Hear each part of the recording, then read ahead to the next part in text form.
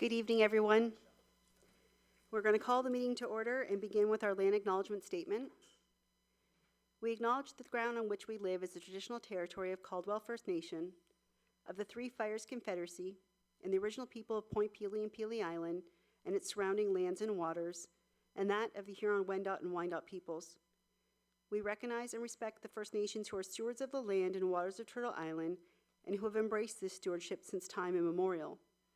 We would also like to acknowledge the contributions of other nearby First Nation communities and all original people across Turtle Island. We will now have a moment of silent reflection, followed by the playing of our national anthem.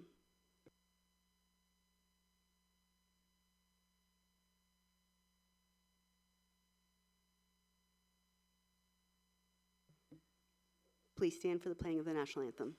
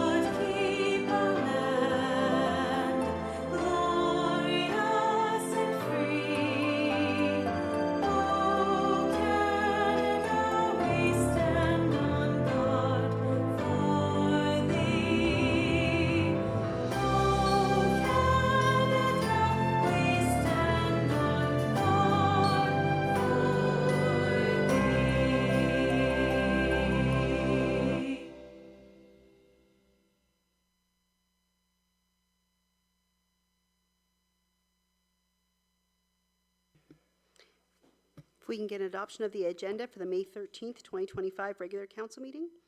Moved by Councillor Richa Spagnolo, support by Councillor Carrick. All in favor? That carries. Any disclosures of pecuniary interest?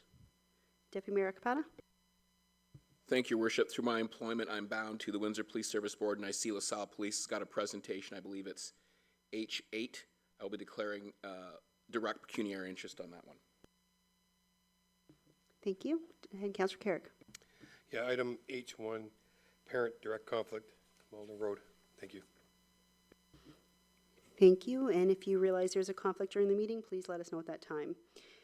If we can get adoption of our minutes of the Parks and Rec events meeting, which was held April 22nd, as well as the closed and regular meetings of Council April 22nd, 2025, be adopted as presented. Moved by Councillor Reno, support by Councillor Burns. All in favor? And that carries unanimously. Mayor's comments, just a few. The first one is congratulations to Team LaSalle, our Distinguished Budget Award again this year for the 10th consecutive year. And we have Mr. Langlois here with us today from the Finance Department. And so this continued recognition is a reflection of the hard work, the attention to detail, and collaboration that go into producing a very high quality budget document year after year. So kudos to our Finance Department for leading the charge and to all of our departments for their contributions. Our splash pad, the Vollmer Complex, is opening for the season on Friday, which will be open daily from 9 to 9. Our first LaSalle Night Market is coming up Sunday, May 25th from 4 to 8 p.m., and that is here at the Civic Center.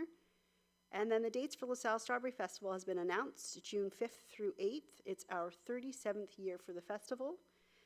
And businesses and organizations are encouraged to join the parade. So that will be held Saturday, June 7th at 10 a.m. and registration is open on our website, so please visit that. We have some entertainment headliners to announce. We have Jody Raffoul, Slim Pickerel Band, and the Adam Butcher Band, all local to our region. Love to support local when we can.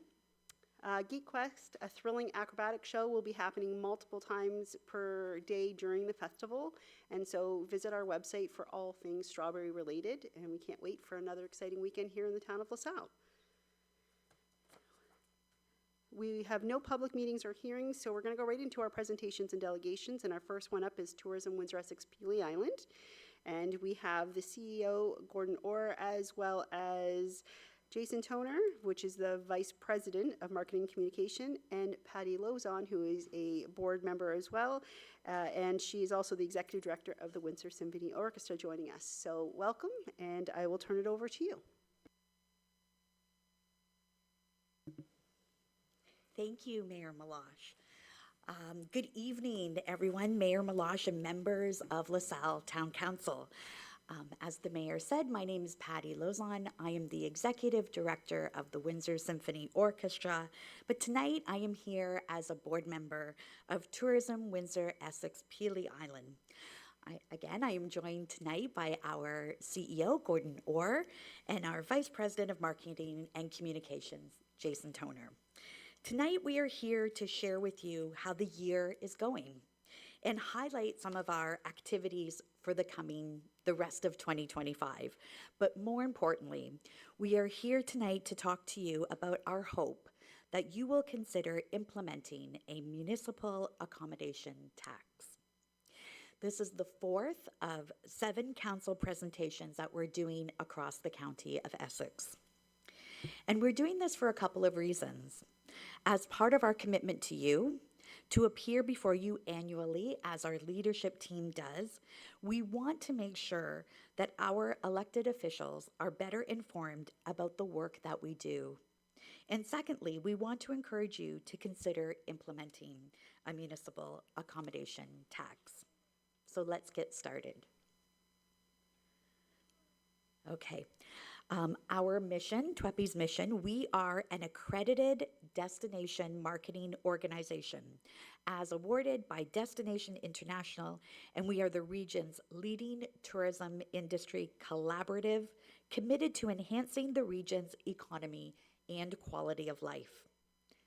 Our core functions: supporting industry development and individual operators, actively facilitating partner engagement, effectively marketing our destination. Here's our organization chart. And if you can see, do we have a picture of our award-winning team of 8 dedicated tourism professionals who do really amazing work on behalf of our region? This is our 11-member governance board, which I'm pleased to be a part of. And you'll see on our executive that Mayor Crystal Meloche is our chair, and County Council is also very well represented by Directors Mayor Dennis Rogers and Warden Hilda McDonald. So I would now like to turn the presentation over to Jason.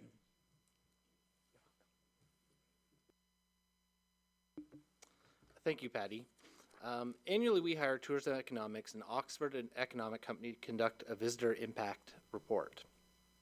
Visitor volume in Windsor, Essex has increased significantly since 2021 to 5.6 million visitors in 2023, up 27% over our 2022 numbers.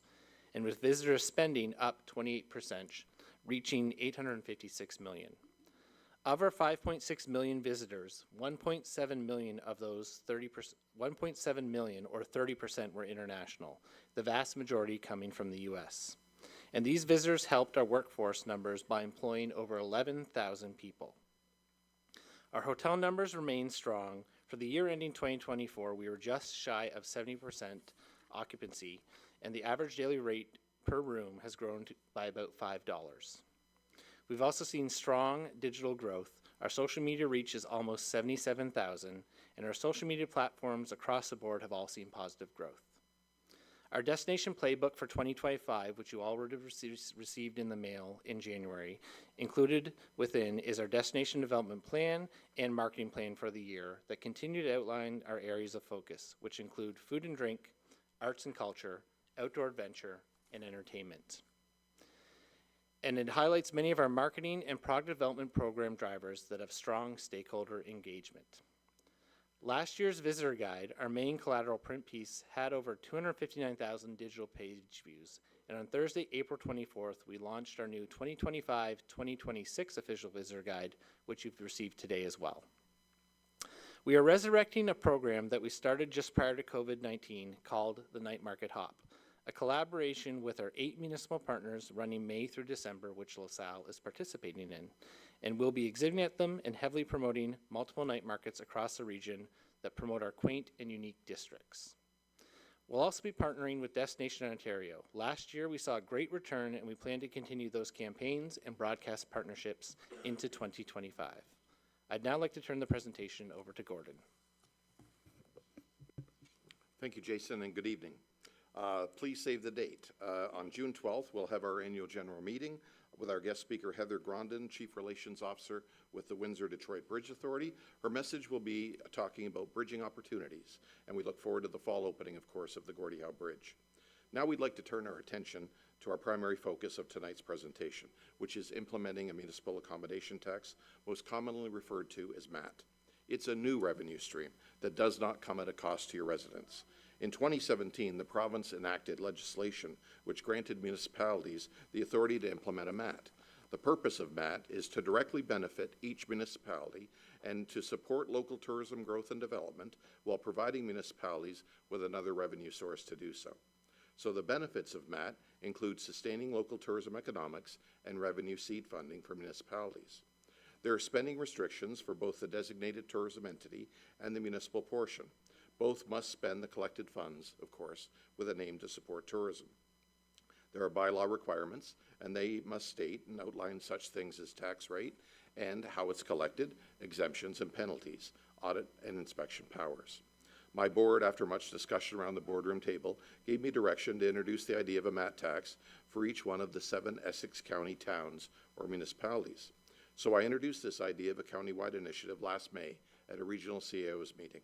And then in June, we hosted a workshop with representatives from all towns and municipalities delivered by the Tourism Industry Association of Ontario, known as TIO. And we had a follow-up meeting this past January with all towns and municipalities represented that outlined the potential revenue stream being left on the table. It is worth noting that since we started talking about this last June, there were 50 municipalities across the province that was collecting a MAT. Today, there are 73. So what was our next step? Well, to visit each town and municipality and share the information with each council and bring them into the conversation. Of course, a snapshot in time, and the numbers are fluid, but year-end 2024, the town of LaSalle had 103 short-term accommodation listings. The average occupancy rates for those 103 accommodation listings was 51%. The total estimated revenue for those 103 accommodation listings was $1.7 million. So when MAT is applied to the total estimated revenue for the town of LaSalle, it generates $70,000 at 4% or $104,000 at 6%. So on a shared 50-50 basis with LaSalle, if you were at the 4% level, 35% would come to tourism. I'm sorry, 35,000 would come to Tourism Windsor Essex Peel Island, and you would receive the same. So if we look at all of Essex County, the total estimated revenue is $42 million, resulting with a shared MAT somewhere in the range of $1.7 to $2.5 million. Now, we heard loud and clear that 2 real and perceived obstacles raised during our workshops was, 1, who would collect the money, because each town and municipality didn't necessarily have the staff capacity to do so, and 2, how do we develop a bylaw? So my board determined to put those concerns to rest, that the best path forward would be to have the City of Windsor be the collection agency as a regional shared service, meaning that the City of Windsor, who already has and employs a dedicated staff member who currently oversees the MAT program and the collection of the MAT, they would be helping us. They've agreed to collaborate with us and other municipalities and Tourism Windsor Essex Peel Island in sharing the cost of the program based on the funds collected. So this partnership will ensure efficiency and streamline the process and clarifies who pays for the management of the program. And the second obstacle was the City of Windsor would share their MAT bylaw in an effort to assist you with your process.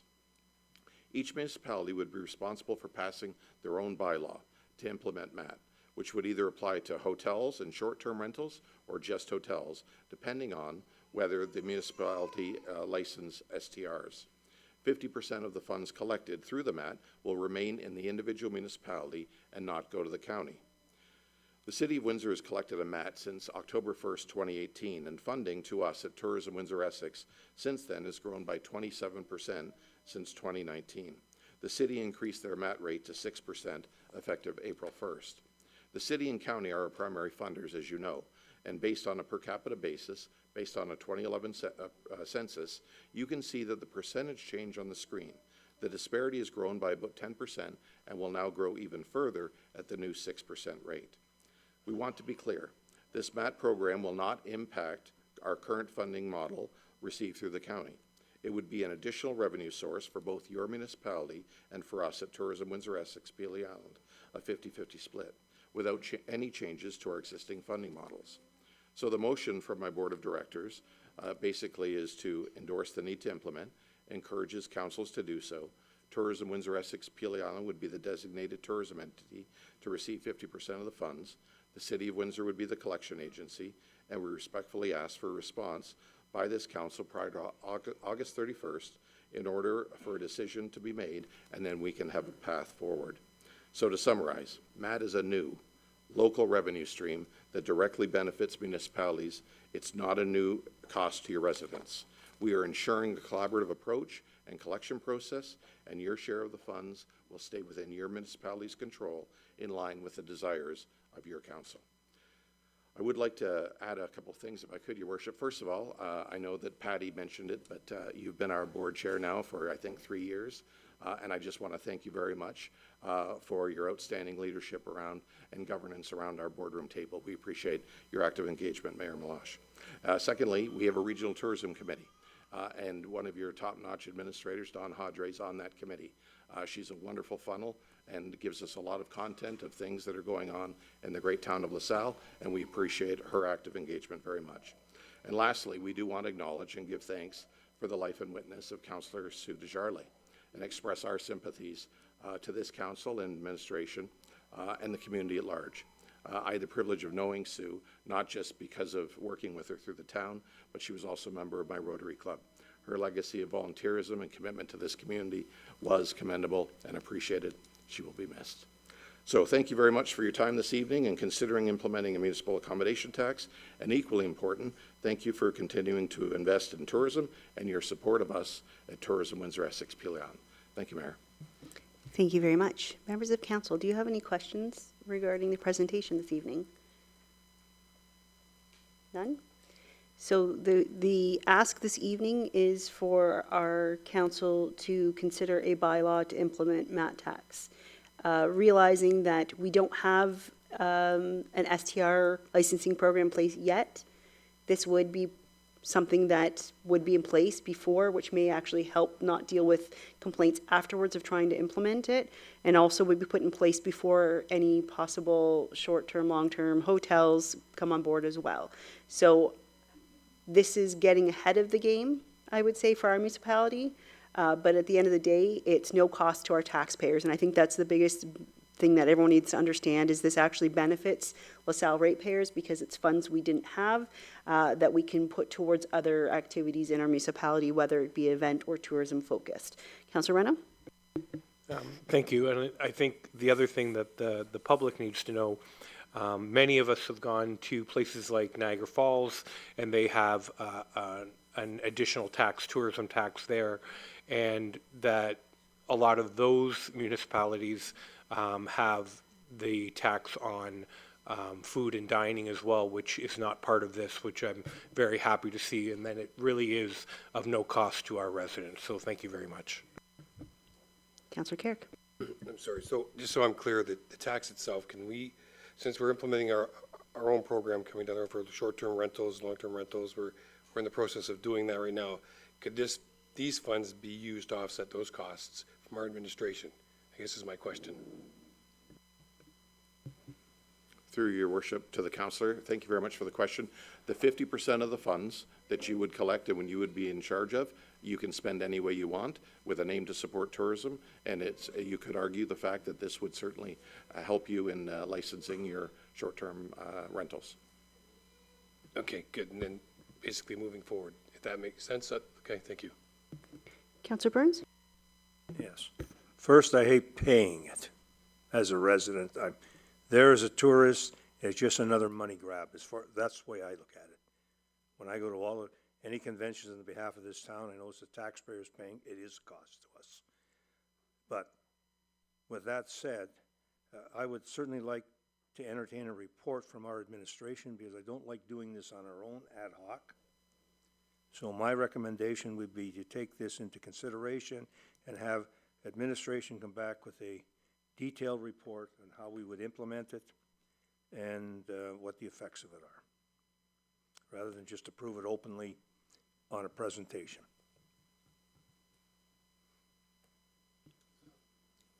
Is that an actual formal motion? Yep. Are you a seconder or second? Can I get a seconder on it first before we speak on it? I'll second it in order to speak on it. Okay, so if you want to second it, and then I'm gonna have Councillor Carrick speak to it as a seconder, and then I'll go to you. Okay, go ahead. Just clarification for Mr. Orr, you're not actually looking for an answer until August, is that correct? That is correct, Counselor. Okay, thank you. Councillor Carrick? No, that's good. As long as we can take the funds and put them toward our new program, then I'm happy with that. So we can go. All right, Councillor Burns?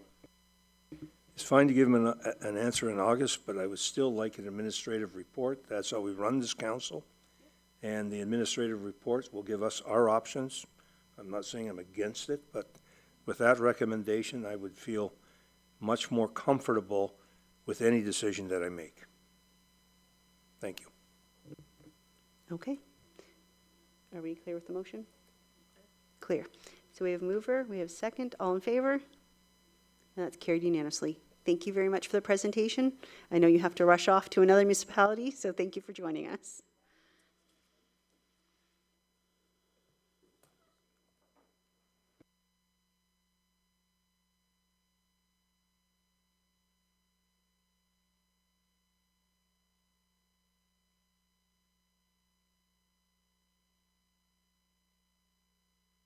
Okay. So moving on to the next item, I'd like to pause for a very important and meaningful recognition. This evening marks the first time the town of LaSalle formally recognizes acts of heroism and life-saving through a new awards framework currently under development. While the policy has not yet been finalized, the incident we are acknowledging tonight was far too significant to wait. It demonstrated in the clearest terms the importance of honoring those who step forward in moments of crisis with bravery, skill, and compassion. It is our hope that this is the beginning of an ongoing tradition, one in which we continue to recognize and celebrate those in our community whose actions make the difference between tragedy and hope. On April 7th, 2025, at approximately 2:50 p.m., LaSalle Police, LaSalle Fire, and Essex Windsor EMS responded to a medical emergency involving 35-year-old Sarah Saunders, who had gone into sudden cardiac arrest and lost all vital signs. Through swift and coordinated response involving all three services, Sarah received immediate and critical care. First responders arrived within minutes and began life-saving interventions, including CPR and advanced resuscitation measures, performed not only by paramedics and firefighters, but also by members of LaSalle Police Service. Each agency acted decisively and with exceptional coordination under intense pressure. Emergency personnel also ensured the scene remained calm and secure, supporting the medical response while offering reassurance to the family during an unimaginably difficult moment. Sarah was transported to the hospital where she underwent emergency heart surgery. Astonishingly, just 1 week later, she was released from the hospital and returned home. Her recovery stands as a powerful reminder of how critical every second, every action, and every person can be in saving a life. This outcome, as shared with Chief Pierce by Stephen Saunders, is statistically rare. The survival rate for a cardiac event of this nature occurring outside of the hospital setting is estimated to be around 5%. It is because of this professionalism, coordination, and determination of everyone involved that this incident had such a positive and inspiring outcome. Tonight, we are presenting two distinct awards under the new recognition framework. The Act of Heroism Award honors individuals who stayed calm, demonstrated bravery, made a significant impact, and performed life-saving measures during a moment of emergency. So when I call your name, I ask you to please join us up front and remain here until all the awards are presented. And I'm going to have our Deputy Mayor assist with the awards. From LaSalle Police Service, we'd like to recognize Constable Sean Bear and Constable Chris Bedard. From Essex Windsor EMS, we'd like to welcome Matthew Reno, Ashley LeMay, and Stephanie Amort.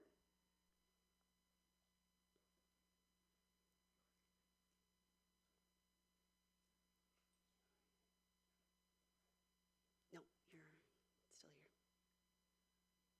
Matthew, Ashley, and Stephanie.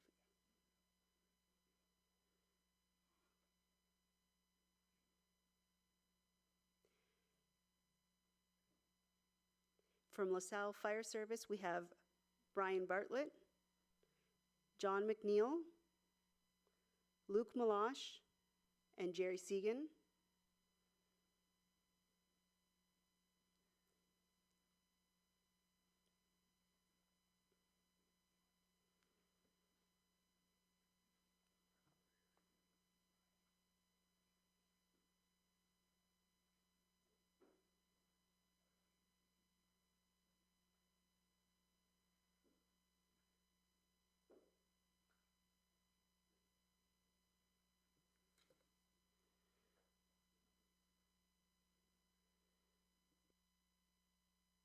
Please join me in thanking and applauding these individuals for their courageous and life-saving actions.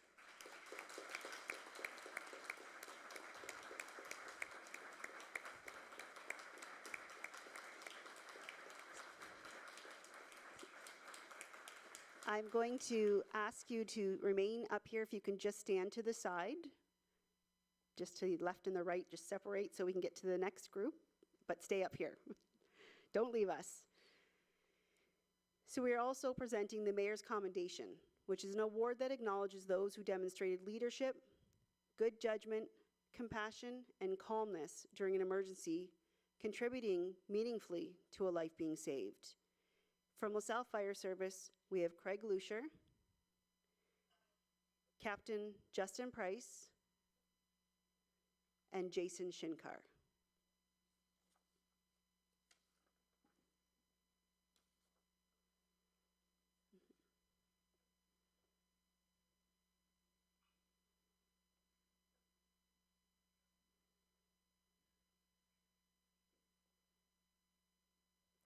And from LaSalle Police Service, we have Acting Sergeant Justin Perry, Constable Christy Assess, and Constable Jimmy Hanna.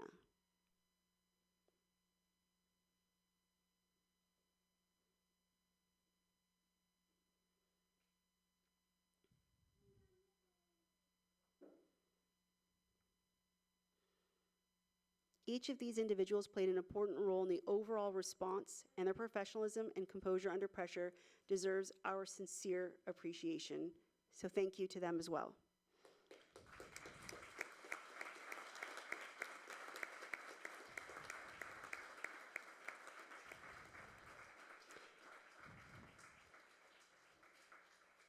I'm also going to ask you to step aside just a little bit for a little bit longer. Just squeeze to the front of the other tables is okay. So before we conclude this portion of the evening, there's one more very special person I'd like to acknowledge, and that's Sarah Saunders, whose life was saved thanks to the efforts of everyone standing here tonight and is with us this evening. Sarah, please come forward and take a moment to meet the individuals.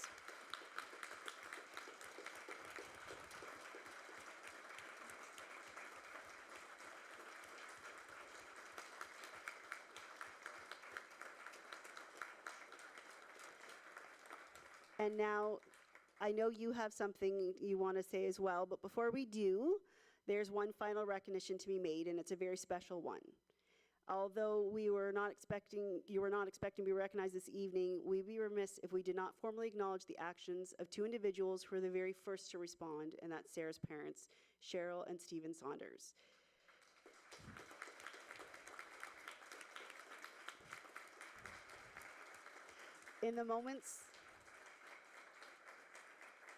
In the moments following their daughter's collapse, Cheryl immediately called 911 while Stephen began administering CPR. Their calmness, clarity, and decisive action laid the foundation for what followed. Medical professionals have said that the quick response very likely changed the outcome of that day. For their bravery, presence of mind, and life-saving efforts in a moment of unimaginable fear and personal crisis, it is my honor to present Cheryl and Stephen Saunders with the Act of Heroism Award.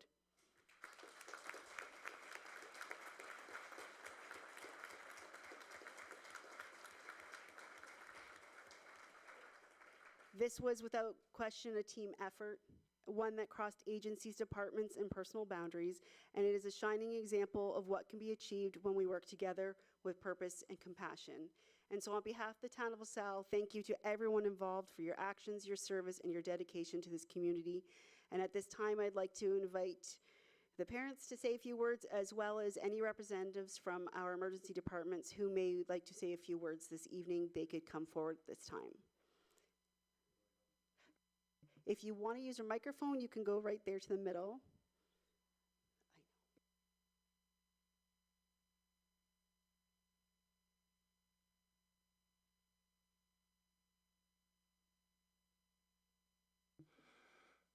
What can I say?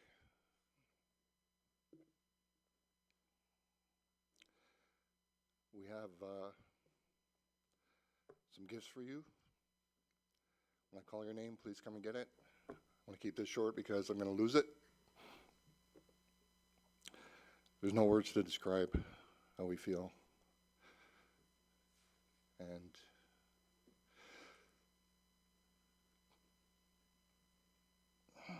she wouldn't be here without you. All of you. I appreciate it beyond words. So please accept this small token of our appreciation. Thank you.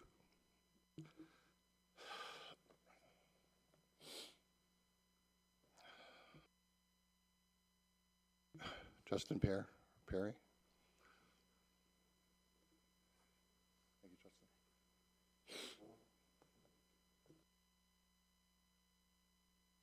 Christy. Thank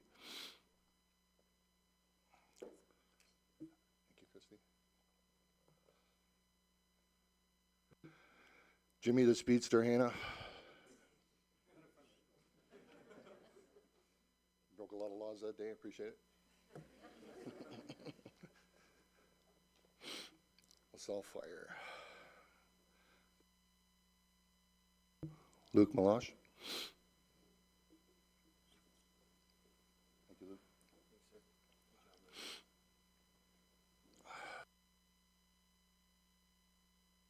John. My eyes are watering, so I can't read the last name. Thank you, John.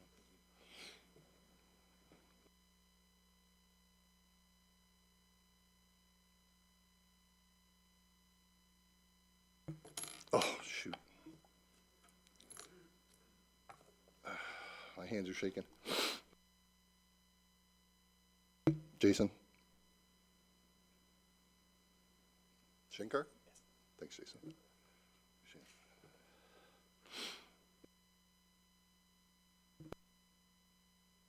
Jerry Sagan? Thank you, Jerry.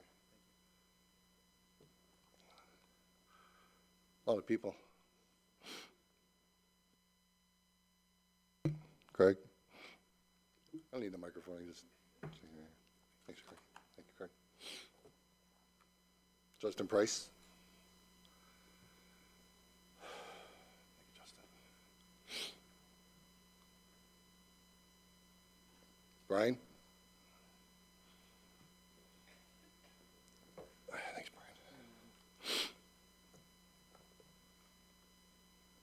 Brian. Ashley?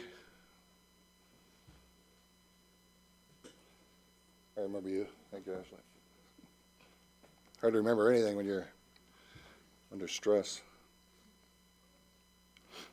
You know, it's easy to do CPR on a dummy, but when you have to do it on your own family member, totally different. So I recommend everyone get their CPR and AED. That's what I got to say. Comes in handy. Matt. How do you say your last name? No, this is the other one. Oh, is this the That's your partner? He's not here, but you're here. You're here, right? That's you. Other Matt, That's the yeah, other Matt. yeah. Okay. Can you give that to the other Matt? We'll give that to other Matt, yeah. Thanks. Stephanie. Stephanie. Can you do me a favor? Open it up.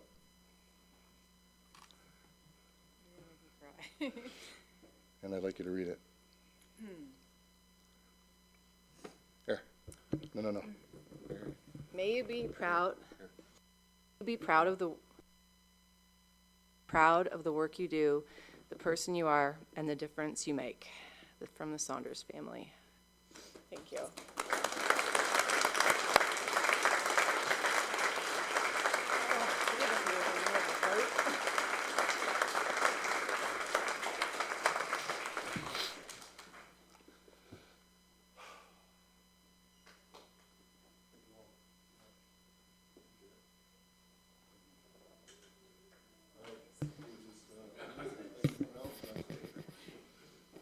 If I may, saving a life is the greatest deed a public servant can hope to achieve. I'm proud of our police officers, firefighters, and paramedics. You've made an immeasurable impact on the lives of the Saunders family, and I'm honored to work with you and alongside of you. Thank you.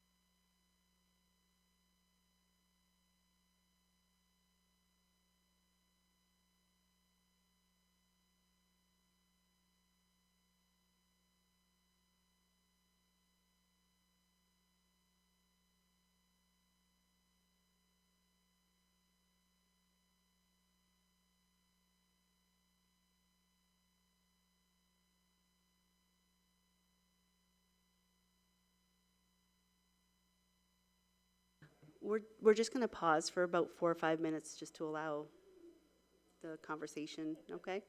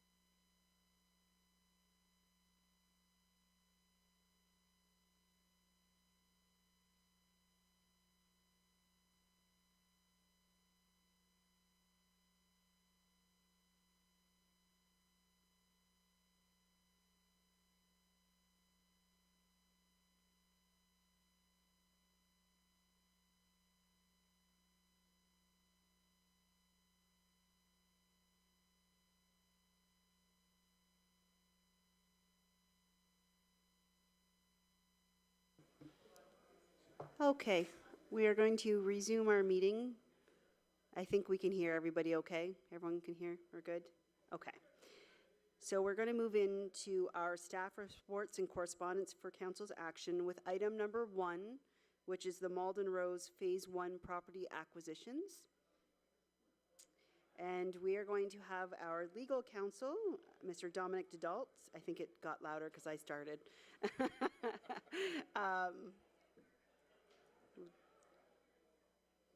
Just, they're making their way out there. Okay, we're good. We will turn it over to you for your presentation. Thank you, Your Worship, and good evening, and members of council. I'll try to speak up. Tough act to follow there. But I'm here to provide an update with regards to the land acquisition process for Phase 1 of the Malden Road Reconstruction Project, which this phase goes from Normandy down to Rosati Drive. And I'm here to request council's approval to proceed with expropriation under the Expropriations Act. As you'll recall, on February 11th, council's direction there was to that was a request from us to initiate the process where we begin the steps under the Expropriations Act then. And following that, we issued our formal notices of our application to expropriate, which were sent to all the affected owners. We also published the notice in the Windsor Star for 3 weeks as per the Expropriations Act. Importantly, during that, so that kicked off a phase where there could have been a request that came in from any of the owners for a hearing of necessity. And significantly there were no requests for a hearing to that effect that came in. So that was encouraging news, which means that we are now in a position to move forward with the formal process. So the next step would be for council to certify a certificate of approval, and that will allow us to register a plan of expropriation, which will officially move ownership of the required lands into our name. And again, all these mechanisms are basically step-by-step under the Act, the timelines associated with them, they're all governed. We can't really shift how that process works.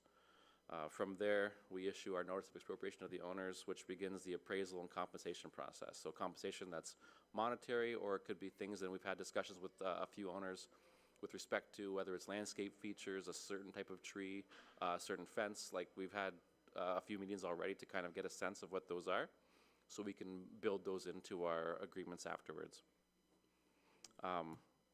To manage this process efficiently, we've divided the phase into two different parts. So phase 1A is the first one, where we have a draft copy of that plan that's attached to the bylaw tonight. That is Normandy south to Suzanne, and then I'll have to come back with a bylaw when it's prepared for the next part of it, Suzanne to Rosati. So that will bring all of phase 1 into play. What we're requesting tonight is the approval in principle to do all of that phase 1 work, but I'll have to bring back a formal bylaw for that draft plan once it comes for the 1B portion. But so tonight we're getting phase 1 off and running. We did this on purpose in coordination with our appraiser, because we're still waiting for the appraisals to come in. So we want to make sure that when he's ready, we'll get the numbers and we'll kind of do all these registrations in lockstep with him, and then that way we'll be able to negotiate with the owners in a timely fashion after this. So I'm here for any questions, and that is the report for tonight. Thank you very much. Members of council, questions? Councillor Reno? Thank you. You mentioned breaking it into two pieces. Is that because we don't have some of the appraisals and we want to get ahead of the game, or what is the reason for breaking the two off? So there are two reasons for that, actually. So one of them is tied to the appraisal process. In terms of discussing the workload with our appraiser, he asked that we sort of portion this out a little bit. So he's working on the first 20 properties now and getting those in line, which is the phase 1A part, which we don't have that in hand yet. So again, that will come in when we do the registration of the plan. So it will time out. He said he's aiming for end of May, if not early June. So this will allow us to do that. The other part of that is just the sheer size of the plan of expropriation, like a reference plan. It can only stretch so far and cover so many properties. So it would have to be two parts anyway. So it actually worked out in terms of how we discussed it with both the surveyor and the appraiser in terms of getting these things together and having them deliver at the same time. Thank you, Dom. Any other questions or comments? Councillor Burns? Okay, have we had any discussion with any of the owners? And if so, where are they? And again, the only other question I have is by A and B, how much do we delay this project? Okay, I will answer those in reverse order. In terms of the A and B, the actual delay of the project itself there shouldn't really be a significant delay in terms of the timeline between the A and B parts. It might be a month or two, we'll call it that, in terms of acquisitions. And in terms of when the work, I believe the first works that we're looking to start this fall, and I know Michael's down there, he may correct me on this, is the end bridge relocates and whatnot for their utility lines. So that would still be on pace, so the actual project wouldn't see a delay for this A and B separation. In terms of discussions with owners, we have met with several individual owners to, again, try to get a sense of what are the issues facing them individually. Like, again, compensation and the monetary stuff is one thing, but what else will the town be required to do to make them whole, which is what we have to do under the Act. So again, it's those special items, a certain tree or where that's located, or how it affects their driveway approach, how we can mitigate that kind of stuff. So we have had those discussions. I'll also comment that I believe, if not everybody, I believe almost every single owner has retained legal counsel, so we've been in touch with them as well. So again, the issues are known to representatives from both sides, and we've already started discussions about what's called Section 30 agreements under the Act that kind of covers all of these things that we can, once we have numbers in hand, we can come to a resolution hopefully sooner than later and get this moving forward. Thank you very much for your response. Any other questions or comments? There being none, there is a recommendation in the report that the report of the legal counsel dated April 25th, 2025, AD 2025-06, regarding the expropriation of properties for Phase 1 of the Malden Road expansion, for which a legal description of properties is attached hereto in the certificate of approval with Appendix A be received, and that council, as the approving authority, certify the approval for expropriation through the certificate of approval, and that the town's legal counsel be authorized to move forward with registration of the plan of expropriation for properties in Phase 1 of the Malden Road expansion. Moved by Councillor Reno, support Deputy Mayor Capata. All in favor? And that's carried unanimously. Thank you very much. We will now move to item 2, which is a St. Michael's Drain Major Improvement Final Cost for Assessment, and we will go to our Drainage Superintendent, Mr. McMillan. Good evening, Mayor and members of Council. My report tonight is regarding the final cost for the St. Michael's Drain Major Improvement Project. St. Michael's Drain is located with the upstream on Malden Road, near Malden Road at Bouffard Road, and from this point it flows northeasterly to its outlet in Turkey Creek. The improvement project was approved last year when the drainage report was adopted in February, and at that time the estimated cost was equal to $374,000. The work was then awarded and substantially completed in October of 2024 at a total project cost of $340,508.56, so approximately 9% under the estimated costs. At this point now, these costs are to be collected in accordance with the drainage report in the town's municipal drainage billing and collection policy, and I'll provide a quick breakdown of the numbers here. So for the town of LaSalle road allowances, it's equal to $198,273.98. Other municipally owned lands and private lands with a total assessment of less than $50 is equal to $23,952.30. And both of those assessments will be funded from the drain and stormwater management reserve. And then we come down lastly to the privately owned lands with a total assessment of greater than $50, and the total for those lands is $118,282.28. I'd like to just bring to your attention a few differences between the St. Michael's report that we're talking about tonight and the one you may remember from March, the 4th concession. Notably here, there are no grants expected for this project. Grants are made available through a MAFRA for agricultural properties that are under the farm property tax class, and no properties in this area apply, just it's more residential. And there's a notably higher portion of the cost that will be assessed to the township and funded through the reserve. The reasoning for this is there was a substantial amount of work done on right-of-ways, notably 56 meters of culvert replacement on Matchett Road near Survey Boulevard, a new culvert on town lands between Bouffard and Ream to facilitate the pedestrian trails that were paved last year, and an extension of existing culverts under Ream Road, again to facilitate some pedestrian facilities that were paved last year. With the acceptance of this report and its associated bylaw, this will allow us to proceed with the billing and collection, and with that I'm available for any questions. Thank you very much. Members of council, questions? Councillor Reno? Yes. Approximately how many properties were affected in the end by the entire project? Not how many paid or versus, but how many properties will benefit from this repair? It's a very large number. I don't have it exactly in front of me. I believe it's in the neighborhood of 1,500 to 2,000 properties. That's very good. Thank you. Any other questions or comments? None? Recommendations that the report of the drainage superintendent dated April 25th, 2025, PW 09-2025, regarding the final cost of the St. Michael's Drain Major Improvement Project be received, and that bylaw 2025-047 be adopted. Moved by Councillor Burns, support by Councillor Rizzo-Spagnolo. All in favor? And that carries.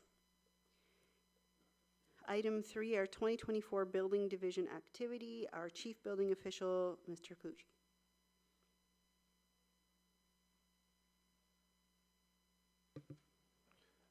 Thank you. Good evening, Mayor Malash, members of council. I prepared just a brief summary of the 2024 Building Division activity, some metrics, some statistics, and some trends that we saw last year. So I'll begin with our number of permits issued. We issued 353 permits last year, a slight increase from 2023. We created 285 dwelling units, again, a small increase from 2023. We had 45 single detached dwellings, 42 semi-detached, and 15 three-unit townhomes. And we had 158 condominium or apartment units, and we had 25 additional residential units issued. That was a revenue of just over $1 million. This chart here shows the last 10 to 15 years of activity. The red is the dwelling units created, and the blue is the building permits issued. So going back over the past 6 or 7 years, we are seeing some general consistency. 2021 and 2020 in COVID times, we had a spike in pool permits. We had about 150 a year, so that really brought those numbers up. But over the past couple of years, we're seeing some consistency with dwelling units created and building permits issued. So of the 285 dwelling units created last year, the majority was condominium units, 53%. I think we can all see that when we drive around all the condominiums being built. 16% were single detached, 15 were semi-detached, and then 7% for 3-unit townhomes. And we are seeing an increase in additional residential units. We had 9%. That number has increased each year since they've been permitted. We're not seeing. My anticipation when these were permitted was basement units, detached garages, but what we're seeing last year, we had a lot of builders starting from scratch with new developments, creating semi-detached dwellings with 2 units in the house and 1 in the accessory structure. So we're seeing builders take advantage of the additional residential units. This chart is the low density versus high density and the trend we're seeing. So a couple years ago, we all know that the condos boomed. We saw a lot of condo development in LaSalle. It's coming back to we're seeing more semis, more 3 units, more ARUs. So we're not going back to the single detached dwellings that LaSalle's, primarily we've seen in the past, but we're getting back towards that smaller but still multi-residential development.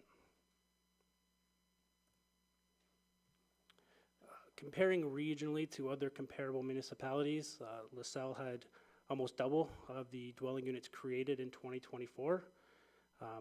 More than half of those were from condominium developments, but last year we were far above other local municipalities. That concludes my presentation. I'm happy to answer any questions you may have. Thank you. Council, do you have any questions? Deputy Mayor Capata? Through you, Madam Mayor, to administration, with the level of work that I see going on here, how's the level of lift for the staff in the department? And again, I'm just wanting to make sure that as we keep doing this, that we are able to meet the expectations of folks in the community, meet the expectations to support our team members who are obviously doing incredible work, looking at the numbers. And I know it just might be a feeling that you have, but I just want to make sure that as you showed that one slide that showed where we are in comparison to our other municipalities in Essex County, that we have the ability to sustain our growth with the staff that we have. And so I'm just kind of looking for a comment, if you don't mind, sir. Yes, no, thank you for the question. That has been a very hot topic of discussion recently. We strive to continue to deliver that service. We do inspections the next day if possible. We pride ourselves in issuing permits in a timely manner. So there are currently ongoing discussions about that, and I think there's going to be a conversation moving forward quickly about gaining more staff and more resources so that we can keep up to the numbers that we're doing. Just a comment, Your Worship. Do we send our numbers to the province? Again, I always hear about the Premier and his building more homes better. That slide again showing us, and I think we need to brag And why I'm saying this is that slide that you showed in comparison to our other compatriots in the county of Essex speaks to the work that the team's doing, and I'm very, very proud of that. If it's appropriate, Your Worship, do we let the ministries that are responsible for building know where we are, or does the province look down to see what's going on? Will they know of our successes? Because that slide's impressive. Thank you. I do see our CAO has joined us. I don't know if he wants to comment on that at all. Yeah, if I could, Madam Mayor, I'm just assuming you can hear me? You're good. All right, perfect. Again, to the immediate question from the Deputy Mayor, we do provide information to the provincial government and through MPAC, but the success levels that we've had directly have not been something that we've been publicly providing to perhaps the political realm and more of the administrative realm. And so we intend to create more information flow with respect to that. Because I think you're absolutely right. The numbers, and again, the numbers that you see there for 2024 are relatively consistent for 2023 and 2022 in terms of activity levels here in LaSalle. So I think that your point is well taken. We need to do a better job of conveying that information, both administratively that we do right now, but also to some of the ministry staff so that they understand what's happening. I would also say that to your original point in terms of staffing levels and resources that we have, we aim to provide a consistent product to our building community and our development community. I would say that it has been challenging as of recently. Again, the availability of qualified building inspectors has been difficult over time.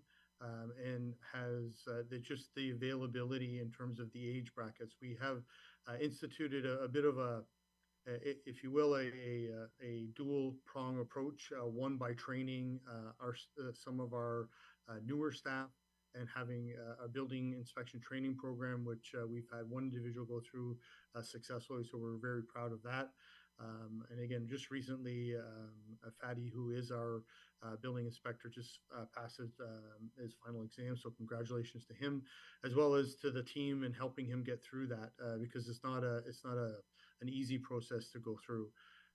On the other side, I will also say that in order to have the building permit activity that we do have, there is a development arm that is made up of engineering, infrastructure, and planning that also feed into that. And that process is still going strong.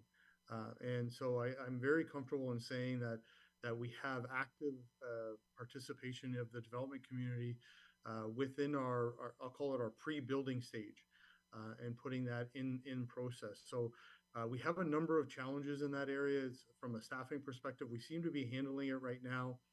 We do use external consultants for building inspection, which has helped. But that, again, that has a lifespan to it, if you will. We've been very fortunate that we've had one individual, Mr. Atwood, that's been with us for some time and working on contract, and it has been a really win-win situation. We hope to continue that into the future. But again, Andrew and his team under Goodwin's leadership certainly have been dealing with the issues that we have and addressing them as we go. We haven't seen any real negativity from the development and building community in terms of our turnaround time, but we're watching that very carefully to ensure that doesn't turn out. Thank you, Your Worship. Thank you. Any other questions or comments? No, and just to speak briefly to what Deputy Mayor asked, I know we're applying for delegations for AMO in August. One of them is with Mr. Flack, who has been speaking quite a lot lately about the target the province had set and not being able to achieve it. So I think that these charts are something very important that we provide if we get the opportunity to have a delegation with them in August at AMO. I think on page 5 of 7 of the report, that slide speaks very highly to our municipality and what we're doing compared to our regional partners. And not that I want to compare to them as much as I want to show them that we're doing our share and that we could use a little bit more support in the town of LaSalle. So We will continue to work on those presentations in hopes that we get to meet with him in August. If not, I have also reached out to MPP Liardi, asking for him to also set up a individual one-on-one meeting even before that, if possible. So if we have no other questions or comments on the Building Division Activity Report, the recommendations that the report prepared by Andrew Colucci, Chief Building Official, and Dale Langloff, Director of Finance, dated April 10th, 2025, regarding 2024 Building Division activity be received. Moved by Councillor Carrick, support by Councillor Burns. All in favor? And that carries. Thank you. Item 4, our bylaw enforcement activity update. We have our Supervisor of Planning and Development, Mr. Burgess. Good evening, Your Worship and members of council. The report before you this evening provides some statistical accounting of the bylaw enforcement activities that we've had throughout the year, and it demonstrates there's been a growth in the number of complaints and our ability to resolve them. I would at this time like to just recognize Roxanne Reno, our bylaw compliance officer, for her years of service in that role. It's made my job much more possible with her hard work. I'm available for any questions with regards to the report, and thank you very much. Thank you. Councillor Carrick, question? Just a quick update. So I see in the bottom here that we've hired another person, is not a supervisor, but an actual bylaw enforcement officer. Actually, the municipality has hired a supervisor of bylaw services, and as of June the 9th, I will no longer be taking on that role, and I'll be concentrating on planning services.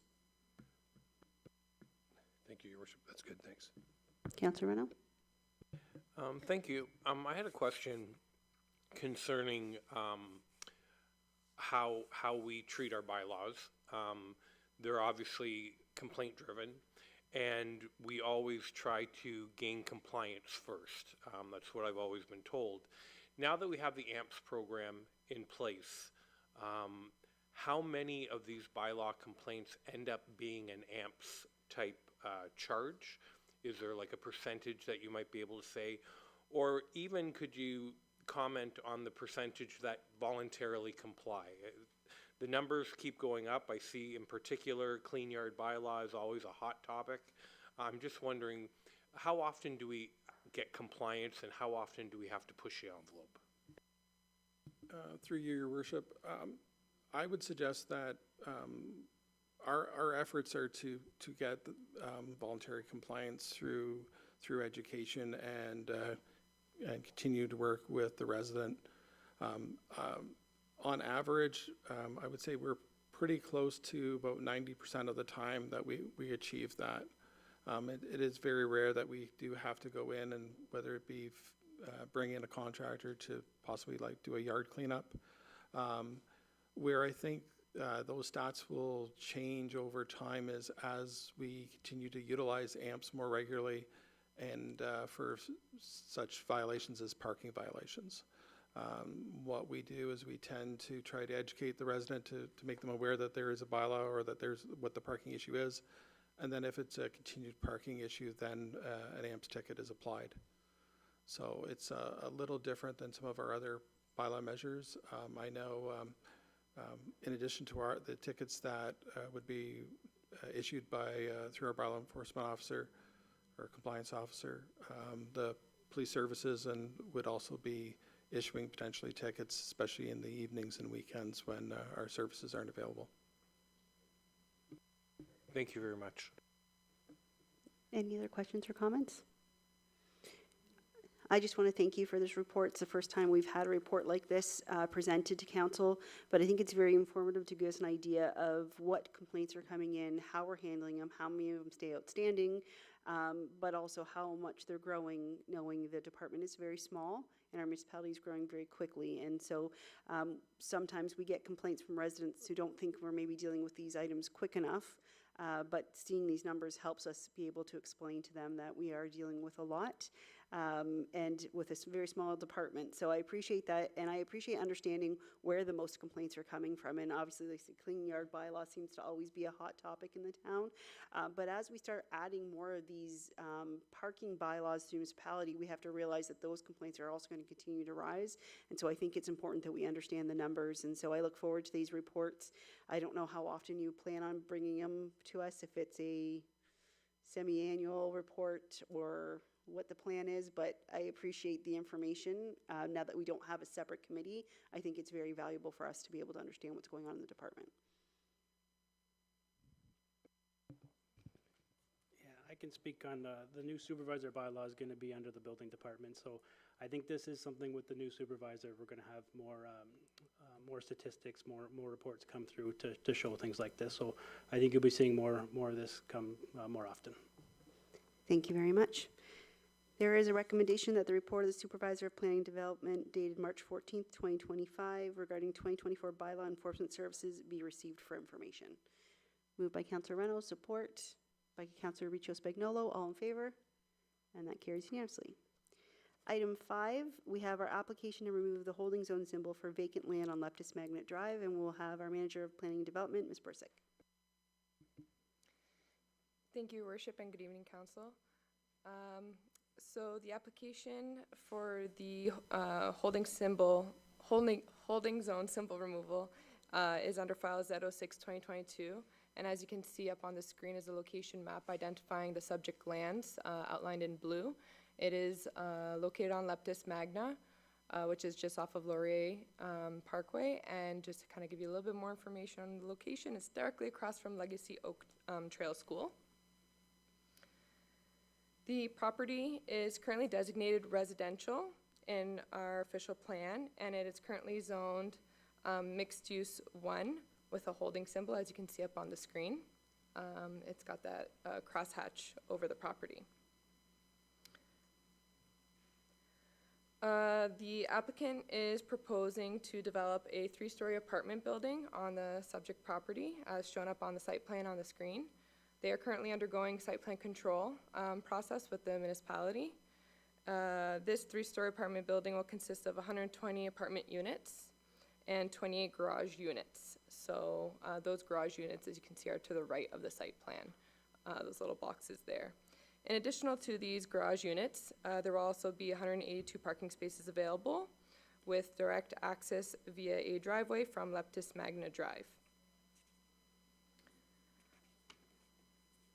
And once staff is satisfied that all conditions of the H removal have been met, we will be bringing forward a bylaw back to a council meeting for that removal of the H and amending the zoning of the property. And I'm available for any questions. Thank you. Thank you. Councillor Kerr? Just quick clarification. So I'm looking at Figure 3 illustrates the zoning. I'm looking at the entrance onto Judy Recker Drive. So is that down the road? And you said off of Leptis Magnet? It'll be coming in and out of there where the school and everybody else goes down? So is that a second option once it's built out to get off Judy Recker, or am I reading that wrong? No, it'll just have an entrance off of Leptis Magna. Judy Recker is on the other side of the school. You can see up on the screen. Yeah. The purple square is the Oh, right, school sorry. that you're Yeah. looking at, but the Okay. blue outline is actually the subject parcel. No, my mistake. Thank you. That's all right. Any other questions, comments? Councillor Burns? Yes, I noticed that it says it would be affordable housing or kind of a geared to income housing. Do you know how many units they're proposing? Through your worship, we're not certain at this time. It is up to the developer or owner to make application to have these units affordable. However, of course, we are in support of that, as we do have a goal we'd like to meet within our official plan for affordable housing units. Follow up, are there any handicap accessible units on the first floor, or do we know? Wheelchair access, Through your worship, at this time, during site plan control review, we don't get into the nitty-gritty of the types of units. However, that will come at a later stage, probably soon to come, when building permits start to be reviewed under my friend here to the left. Thank you. Let's encourage them. Thank you. Councillor Riccio Spagnuolo. Thank you, through you. One of the questions was regarding the accessibility. The other question I do have is, will there be more than one entrance, one exit? I just feel like it's going to be maybe a congested area over there, so I'm just wondering if there's more entrances and exits. So at this time, the site itself has only one driveway in and out of the site. As far as the road network, perhaps Mr. Capucci may want to discuss that further if that's where your question's going. As far as the site's concerned, we don't anticipate there to be traffic queuing out onto Leptis Magna, but there could be internal queuing since it's not a commercial business and it's all mostly residential there. The most of the trips will be at peak time, so in the AMs and the PMs, but we wouldn't intend to see much traffic problems caused by that site at this location. Any other questions or comments? No? You guys are going to make me read this recommendation every time, aren't you? The recommendation is that the report of the Manager of Planning and Development dated April 9th, 2025 regarding the request to remove the holding provision from the vacant land on Leptis Magna Drive be received, and that Council approves the applicant's request to remove the holding zone symbol from the above noted lands, and that Council adopts a corresponding bylaw for removal of the holding provisions on the subject lands at a future meeting. Moved by Councillor Reno, support by Deputy Mayor Capata. All in favor? And that carries unanimously. Item 7, our application to remove the holding zone symbol at 1800 Wyoming Avenue. Our Manager of Planning Development, Ms. Persick, back to you. Thank you once again, Madam Mayor. So this is for the property known as 1800 Wyoming. It is also adjacent to Malden Road, also just beside Starbucks. And the property is currently designated LaSalle Town Center, and it is zoned Town Center 1 with a holding symbol in our town zoning bylaw, as you can see up on the screen. The applicant is looking to construct a 3-story mixed-use building. This would consist of approximately 450 square meters of commercial space on the ground floor, in addition to 69 units total throughout the 3 stories. The proposal also includes 136 dedicated parking spaces with access to the parking lot from both Wyoming and Malden roads. We've been working with this applicant for some time on this, and they'll be pleased to have this application or this report brought to council today, as well as the corresponding bylaw later tonight. I'm happy to answer any questions. Thank you. Thank you. Questions? Councillor Burns? Are the parking lots to the, I guess, that way, east going to be interconnected from the apartment building that's up there already? Thank you, Madam Mayor. That's a great question. The parking lot, as you can see here, it is actually not interconnected to the other Griffin building. They'll have their own separate entrances, as you can see, separately onto Wyoming. Thank you. But if I could add, there is pedestrian connectivity between the sites, which is great. Any other questions or comments?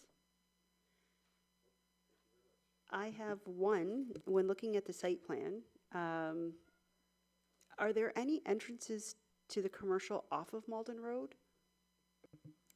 Thank you, Madam Mayor. That's also a really great question. There are, in fact, entrances.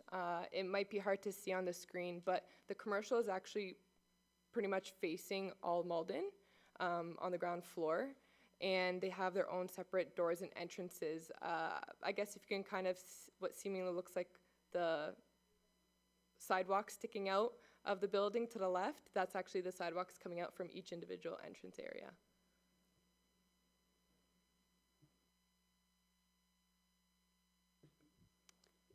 I think I need some clarification. So Malden Road is this side of the screen, right? So there's entrances off of that side. Are there also entrances off of the backside where the parking lot is? Or is the parking lot, they walk around to get to the front entrances on Malden? Yeah, sorry, I'll clarify. These are pedestrian entrances. So yes, they would park in the back parking lot, well, what we can say is the back parking lot, and then yes, they could walk around. However, I believe there's also going to be access through the building as well, because it's the main lobby area. Thank you very much. I think that's my only question for now. I know more will come into us in the future. So if there's no other questions, comments? Move the recommendation. Thank you. I Moved by heard a little Councillor. frustration. Moved by Councillor Burns, support by Councillor Reno. All in favor, and that carries unanimously. Item number 7, Essex County Development Charge Background Study. Our Director of Finance, Mr. Langlois. Thank you, Your Worship, members of council. So the proposed county development charge background study was released and presented to county council on April 2nd.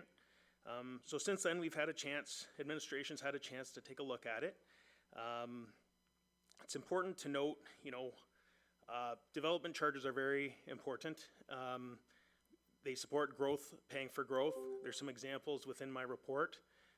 If we don't have development charges, ultimately taxpayers and user fees pay for it. So the best example you can give is if there's a road that's appropriate, 2 lanes, and as construction's built up and new subdivisions are built up around the road and it gets congested and you need to add another lane or 2, the development charge will pay for those additional lanes rather than the taxpayers. So growth ultimately pays for growth. But with that being said, taking a look at the draft background study, we wanted to make council aware of some of the concerns that we have. First off, as well, there is a couple small errors within my report. I mentioned the one example of the extension of EC Row.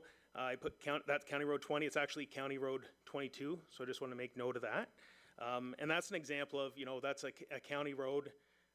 We didn't have a development charge in place, so ultimately the county taxpayers have paid for that expansion. Whereas if we did have a development charge in place at that point in time, that would have paid for that expansion. So that's a good example.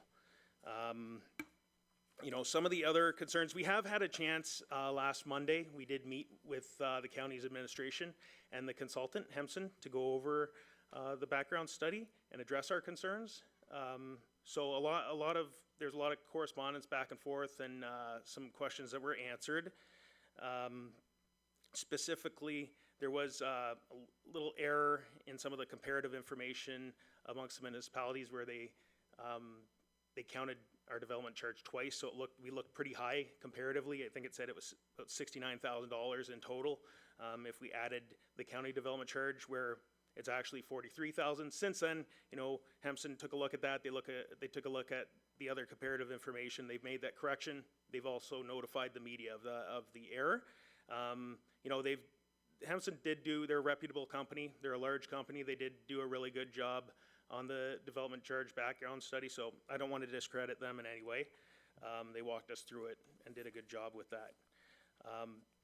But the main concern, I guess, I'd say is the timing of the background study. 91% of the charge is going to be made up of county roads, and there's currently going to be a road rationalization study and a county master plan for the roads. So with that being said, a lot of the county roads are included in this for future growth and widening.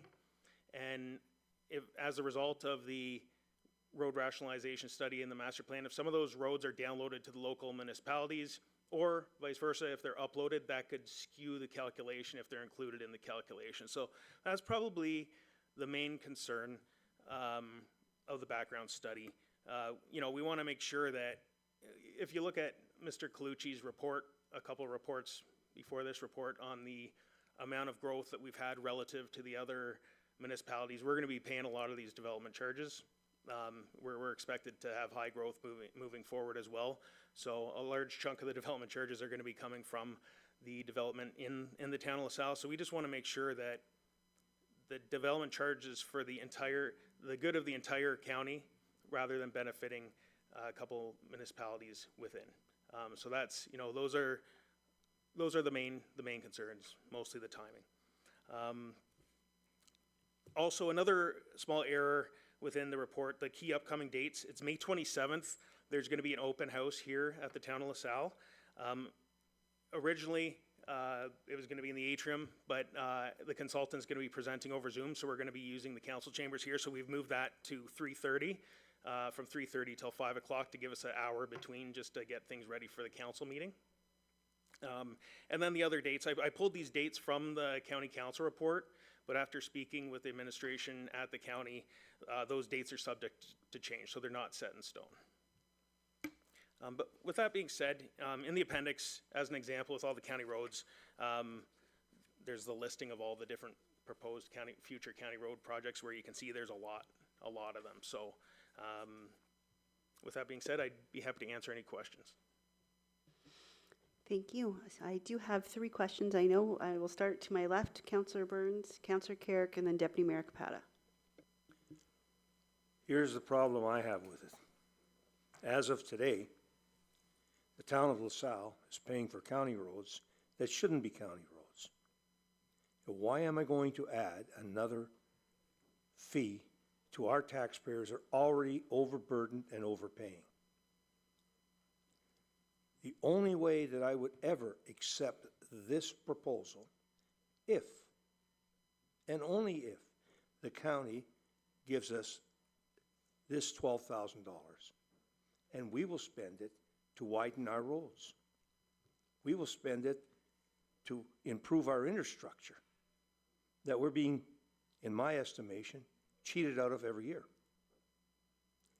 To give them another $12,000 on top of the 4 to I don't know how many million in the road budgets that we don't get, and then I look at CWATS, they're going to do a trail in 2026. They haven't done a trail in LaSalle, maybe 8 years. And when that started, it was $250,000. It's probably $500,000 plus to LaSalle today. So I want to see this to be fair and equitable, but I want it to be fair and equitable to our taxpayers, not to the county, because we are already footing the bill for them, and I certainly will object vigorously against this type of situation where they can't manage their business and they want more from us. I say no. Unless I will come, you said the 27th they'll be here? The 27th. Yeah, okay, yeah, I got the times. And I will be here, and I will express that to the warden, to anybody else who wants to hear. And the report might be fair, and it may have all the credibility in the world. I'm not saying that. I'm saying it's unfair practice, as we are with our partners in the county. We'll probably have to raise their taxes 4 or 5% if they gave us our fair money back. So I want fair equity for the taxpayers of the South first. So that's where I stand on it, unless further information changes my mind on the 27th. Thank you, Your Worship. Okay, so I've made a few comments myself. Just, I was at that county council meeting, and it was a good report presented, but the numbers just didn't make sense, and I'm glad that our administration was able to at least start the process of us understanding how it's actually working. So land development charges in our town of LaSalle will be the highest in the county outside of Windsor. This will hamper our development with a larger increased cost to our development and our developers in our region, which will slow our development down or really hamper it and cost us more money. We are net contributors to the county, and we all know that's no secret, right? Especially when it comes to dollars for dollars. And we have to pay for county services, and that's okay. But there still needs to be some kind of a happy medium. And I know we've all preached about this in the past, and it's nothing new, but it's just something that maybe we need to hopefully keep bringing awareness to. With the increase of the county LDC, again, our development, I would support it if, when we move forward, it needs to be our contribution, maybe perhaps overall some kind of a system, weighted system, that gives us back a little bit more money that we're contributing to the county so that we can use that money to offset our infrastructure projects, the extra money that we pay. And going through an LDC is fine, but we're gonna shoulder the majority of that. I get that, because we are growing faster than most. But we also contribute more to roads and everything else through the overall budget process. So I think in order to be fair, that needs to be looked at and maybe counterbalanced. I don't have a problem with a land development charge. This might be a little high as far as I'm concerned, but that's fine, fixing everybody else, but then give us back some of our portion of the other roads part so we can take care of our own infrastructure and along with what Mr. Councilor Burns said. So when we move forward, at least we can take care of our infrastructure because we have serious infrastructure issues too. So I just want to make sure that I'm saying that so that we all know we pay more. And we do that because there's all kinds of reasons for that, suppose, but we do pay more. So I'd like to see some of that down the road come back to us.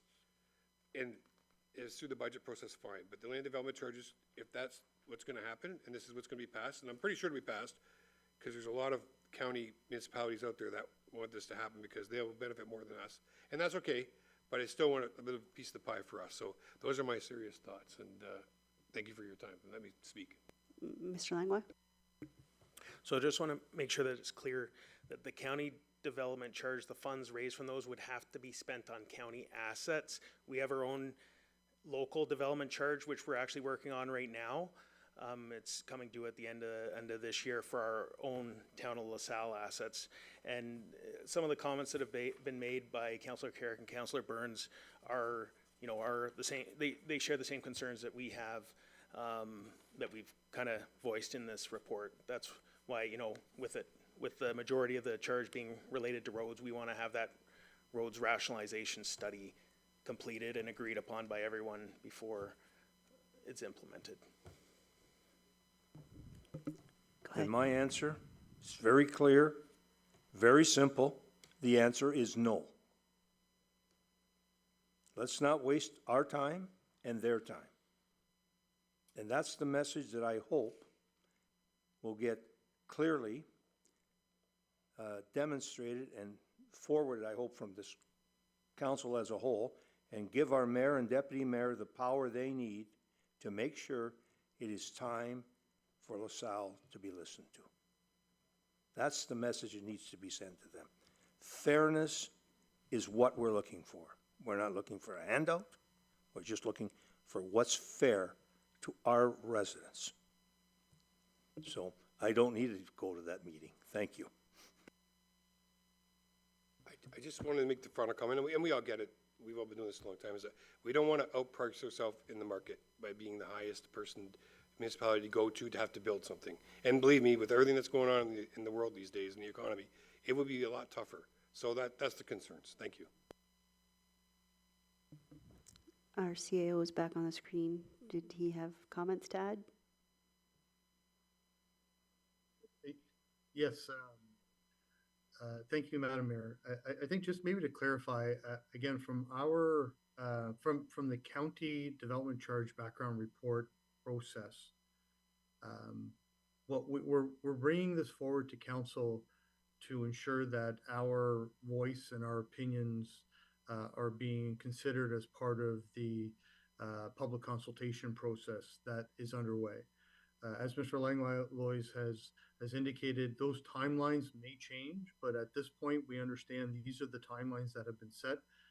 Although we understand that county council is, and it through their administration, it may be looking at an elongated time frame.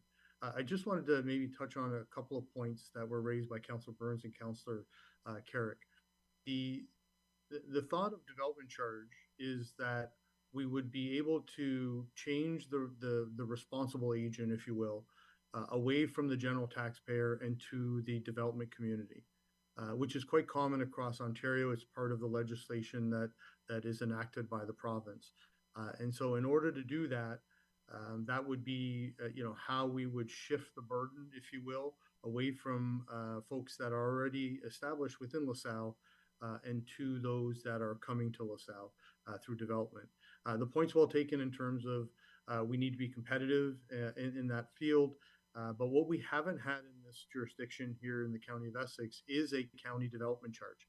And as Mr. Langlois alluded to earlier in his report, the had there been one in place, development would have paid more of the share of the road, the extension of EC Row, as opposed to all taxpayers within Essex County. And so that is where we are. And we are concerned, and we're raising the concern that the development charge is based on an existing road network, which is currently under review. And that's where we're coming from and saying that we believe that it's premature at this point in time until the review is done, in order to get a more accurate network in place and to understand what that development and what that growth potential looks like. So from that perspective, that's what we're bringing forward to council, and asking for direction to submit our comments on behalf of the town of LaSalle to the public process, that this is the timeline is inappropriate. We also understand the comments that have been made by both Councillor Burns and Councillor Carrick, and I think are shared by all council, as well as members of the administration, in that the road network is one that was established some 40 years ago, based on a number of criteria, which perhaps in today's modern age is not as relevant as it was 30 or 40 years ago. And so the entire network needs to be reviewed. And I think that's the impetus for the transportation master plan, that the Essex County transportation master plan that's being done, as well as the upcoming road rationalization study that will come out of that as well. And so we're sitting back saying we're trying to impress upon the county that we would like to see a different model and a more substantiated model, one that's more evidence-based, in trying to determine what the network should be, as opposed to perhaps some historical network patterns that may or may not be still valid today. That's the exercise that should be undertaken before the county development charge really goes underway. My last point will be is I understand the comments made, but I just want to alert council that we are not a decision-making body in this process.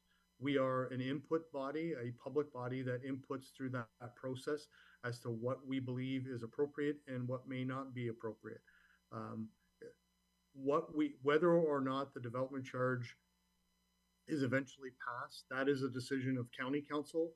That's not a decision of our council. So I just wanted to make our council aware that from the legislative process, this is one that we input like the public does, like the development community will, into this process, but it's not one that we control and can agree to or disagree to. That is the role of county council members when they consider the entirety of the report. So I'm available for any questions as well, but again, I just wanted to make some clarifications with the comments that have been made thus far. Thank you. Deputy Mayor Capetta. Thank you, Madam Mayor. Through you to administration. Just again, so for the public that's watching, if someone can tell me how many kilometers of county road exists within the town of LaSalle?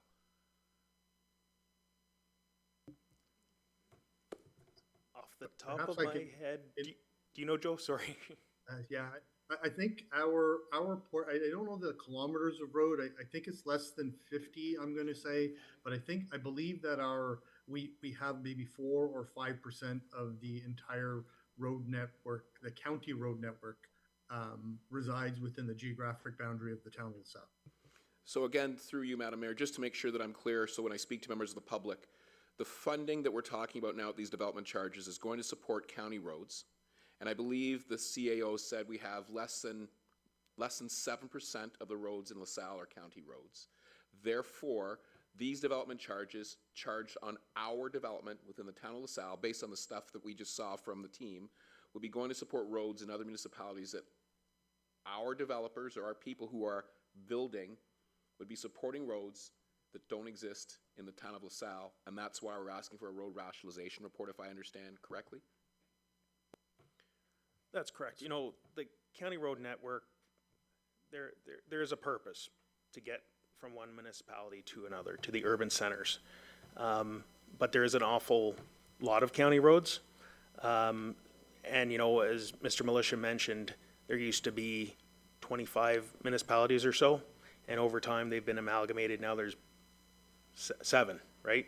So with that being said, the county road network's the same. It hasn't changed.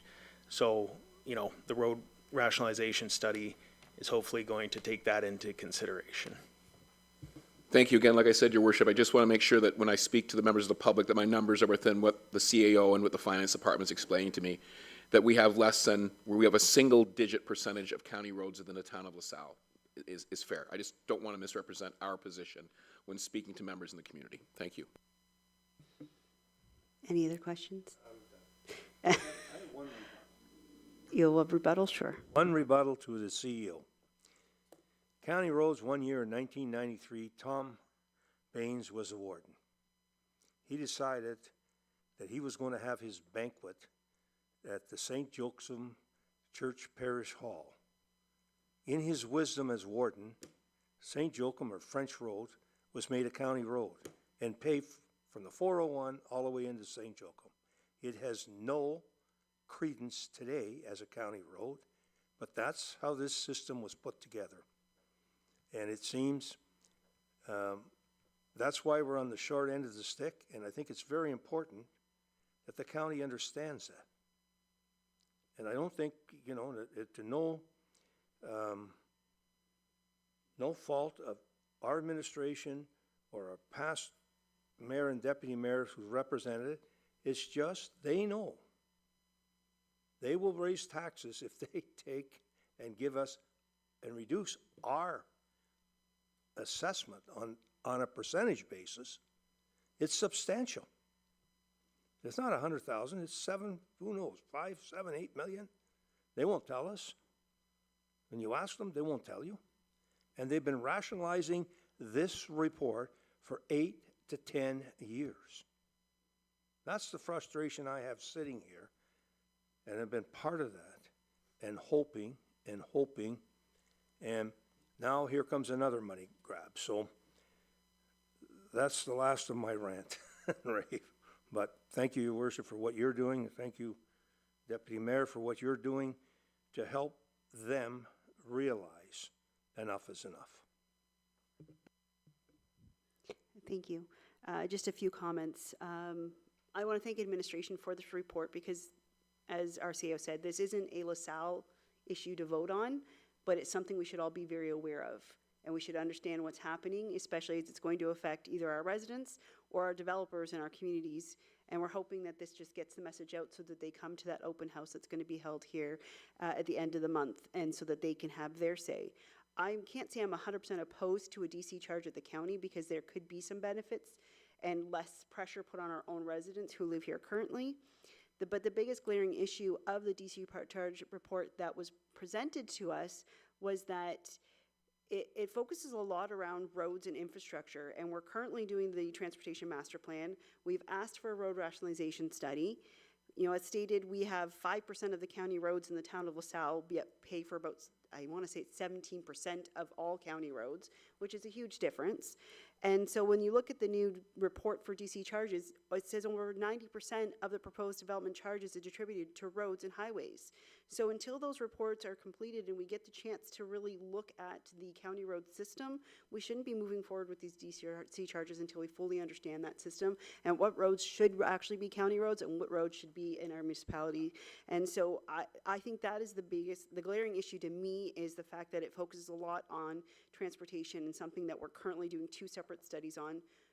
I feel like it's a very rushed process. I believe they were looking to pass the bylaw in June, which doesn't give us enough time to have those studies completed and have those conversations. Last week at County Council, I did put a motion forward, a notice of motion, asking for an outside group to come in and do the road rationalization study to make it an unbiased study that can be presented to all 7 municipalities, realizing that we're only 2 votes. And that, you know, it may not go anywhere. We want to make sure that we've been heard, and as Councillor Burns said, that our residents understand we are trying to get fairness and equity in our municipality. And so that's why this report here today is so that people understand what is going on at the county and have their chance to have their voices heard and come out to this meeting, because I know sometimes those meetings aren't very well attended, and this is something really important that we need to be able to discuss. The consultation with local municipalities has been minimal at this point, so that's why this is on the agenda. It's just, again, another conversation piece. But we need to highlight those concerns that we're having in our municipalities, and one that's been going on for, I'm going to say, 20 years. I'm the third mayor to talk about road rationalization at the county level, and that's a problem. We need that solved. We need to have that final report, whether or not it says that they're all county roads the way they are, great, or they're not. We need that report, and we need to understand what determines a county road. And so to sit here and approve DC charges with 91% of those proposed fees going to the road system that we don't know if it should be the way it is doesn't make sense. So hopefully, we will get our message across to the county. They'll have the chance to come and talk to us, talk to our residents, and then we can kind of figure it out from there. But the timeline was a very concerning issue for us, something we felt that was moving along too quickly without properly being able to consult all municipalities and our residents. So thank you for administration for putting this report together. Mr. Langwell, you have a question, comment? Sorry, I just want to reiterate one more time that the public open house here is going to be May 27th from 3:30 till 5 o'clock, and we'll promote that on our social media. And the consultant, Hemson, it'll be held in this room so they can answer any questions over Zoom. Thank you, and I think it's important, we saw a report earlier that was from our chief building official with the building activity. And in just that report there, it highlighted we had 285 builds. The next house close to us was 141.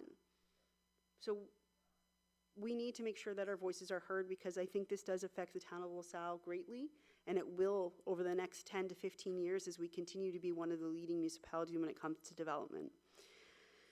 So with that, if there's no other comments, questions, statements, nothing, recommendation is that the report of the Director of Finance dated April 22nd, 2025 regarding Essex County Development Charge Background Study be received.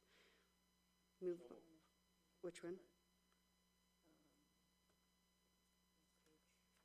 Oh, there's more. And that council directs administration to prepare an official response under council signature to the Essex County Development Charge Background Study outlining the concerns raised in this report. Moved by Councillor Reno, support by Councillor Burns. All in favor? And that carries unanimously. Thank you very much. Item 8, LaSalle Police Service Projects Update. We will have Chief Pierce as well as our Director of Finance, Mr. Langlois, come forward for the presentation. Thank you, Mayor Malash. This report is to seek funding that encompasses 3 major capital projects. Number 1, a radio system upgrade for LaSalle Police and LaSalle Fire. 2, an implementation of next generation 911. And thirdly, a migration to a different computer-aided dispatch and record management system that we currently use. These 3 projects are interconnected, and what flows from them is also a need to increase the operating budget in the form of migrating our CAD RMS, which is computer-aided dispatch and records management system, and the hiring of a full-time IT administrator. I'm going to go over each briefly at somewhat of a high level. They're quite technical, but I'm certainly open to questions afterwards.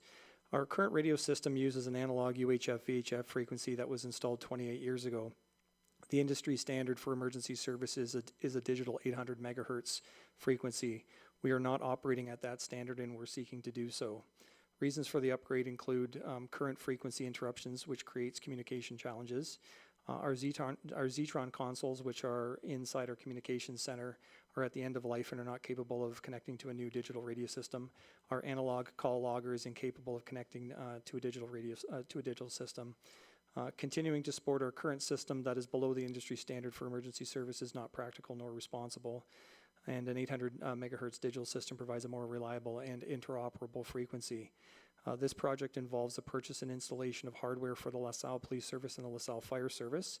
If the funding is approved, we'll begin a procurement process to identify a vendor. So to this point, we have not initiated a request for proposal because we are seeking funding in advance before we do that.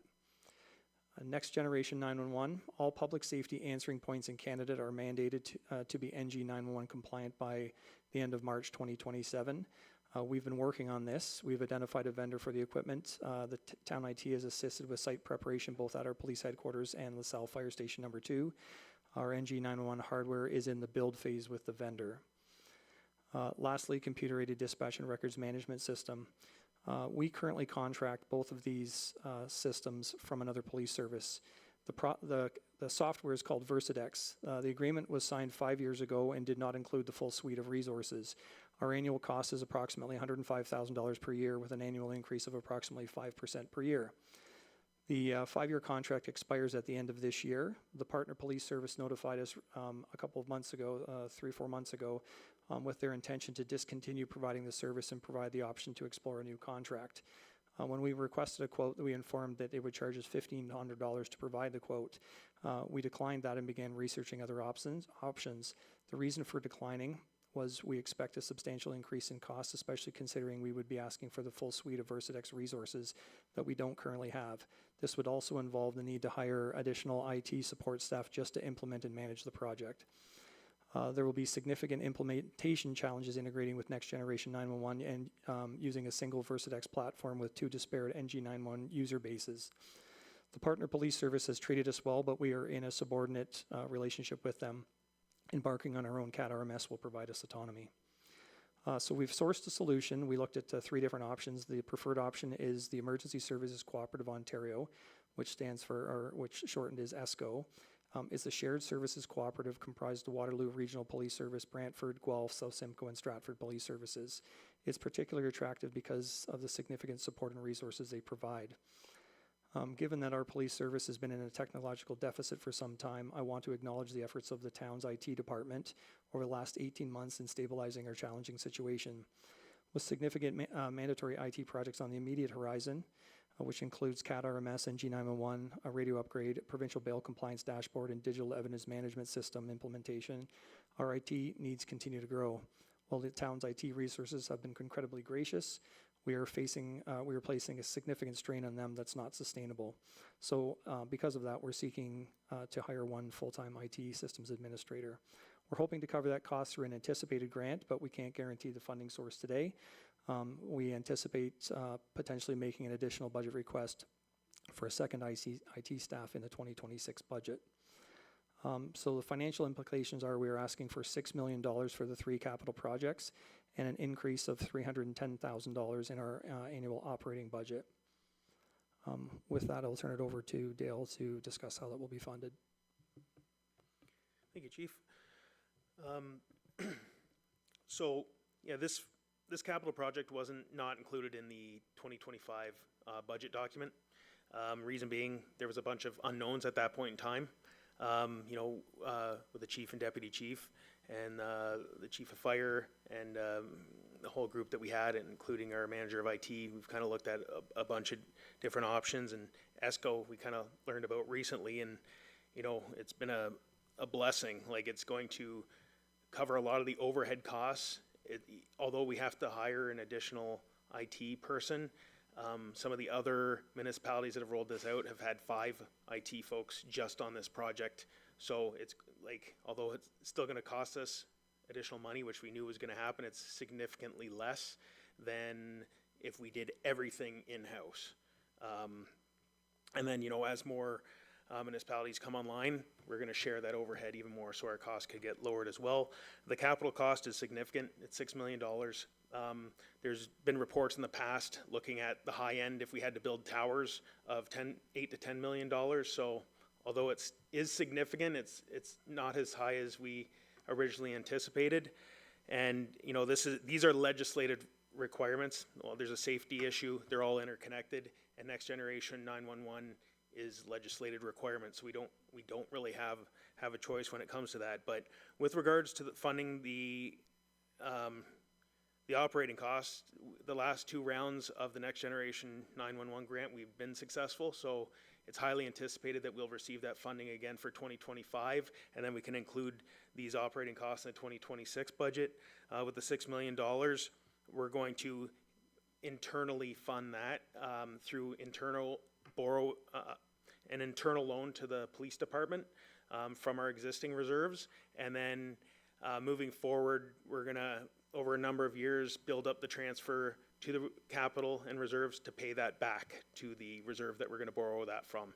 And it'll likely be our asset replacement repair reserve, which is a very healthy reserve right now. Every year as we build up that capital contribution, that's where we put it. and then that's where we build it up through. So that is a healthy reserve right now that we can internally loan that money. We are also going to be looking at a capital plan. We do have a capital plan, but we're going to enhance that and kind of tie everything together so that over the next number of years, as we build that transfer to reserve up, it's going to take into account all capital of the police department as well as paying that funding back. And we're going to take that approach so that we don't have to issue external debt for this project, because we've been issuing some debt recently. We're going to have to issue some more going forward. So I'd be happy to answer any questions. Thank you. Councillor Carrick. Thanks, Your Worship. Just a couple. So one of my questions was going to be, why wouldn't we just go out and debenture it, or spread it out over time, and then just kind of build it in the budget a little bit at a time? So I say a 15-year debenture or whatever would still be reasonable, but it makes sense to what you're saying, so that we can control some of the costs and hopefully use some of the reserve money, so we're not spending the extra interest on borrowing the money. I think it makes sense. I guess just two basic questions. Through you to the police, or whoever can answer this, is the life expectancy of this new systems, this approach as we go forward? I'm going to defer to Deputy Chief Woods. He was working on the project prior to my arrival at LaSalle Police. Thank you. The expectation of this, roughly, I would say decades. We're looking at a completely modernized system, moving away from what we are now. We are moving into a digital world, so we look at the integration of NG911, the radio system, as well as the CAD system, all starting at the same time, all receiving the updates as we move forward with support from IT. I think the word I'm looking for is we're future-proofing ourselves to move forward, to grow with the expectation that administration has for town growth, preparing for the future, and that's why we're looking at this system here. So I guess as we move forward, what we're looking for is kind of maybe, would you say, maybe a couple decades or maybe longer, depending how things go? Because if we're going to go this direction, in which we are one of the safest communities in basically the country, it's been consistent, and we like our own force, and we like keeping things in-house, and it also would help with the fire aspects of things too, right? So that's huge, and I don't think we need to disperse all that stuff. So I just want to make sure that making this kind of commitment and going away from analog into digital, which makes sense, because I think we talked earlier briefly about you can listen to stuff from across the river on analog, where this protects us, and you can probably not have dead zones or a dead comment or two when you're trying to get some help or backup or information or anything. I think makes sense. So I'm okay with that. Just, again, it's just a life expectancy and supporting other operations. I think if we're going to go through with what we continue to do and protect what we protect and have our own force, I think it's necessary. But I just need, again, 2-3 decades, maybe 4, 5, 6, 7. I don't know if I can give you 7, but we'll do our best.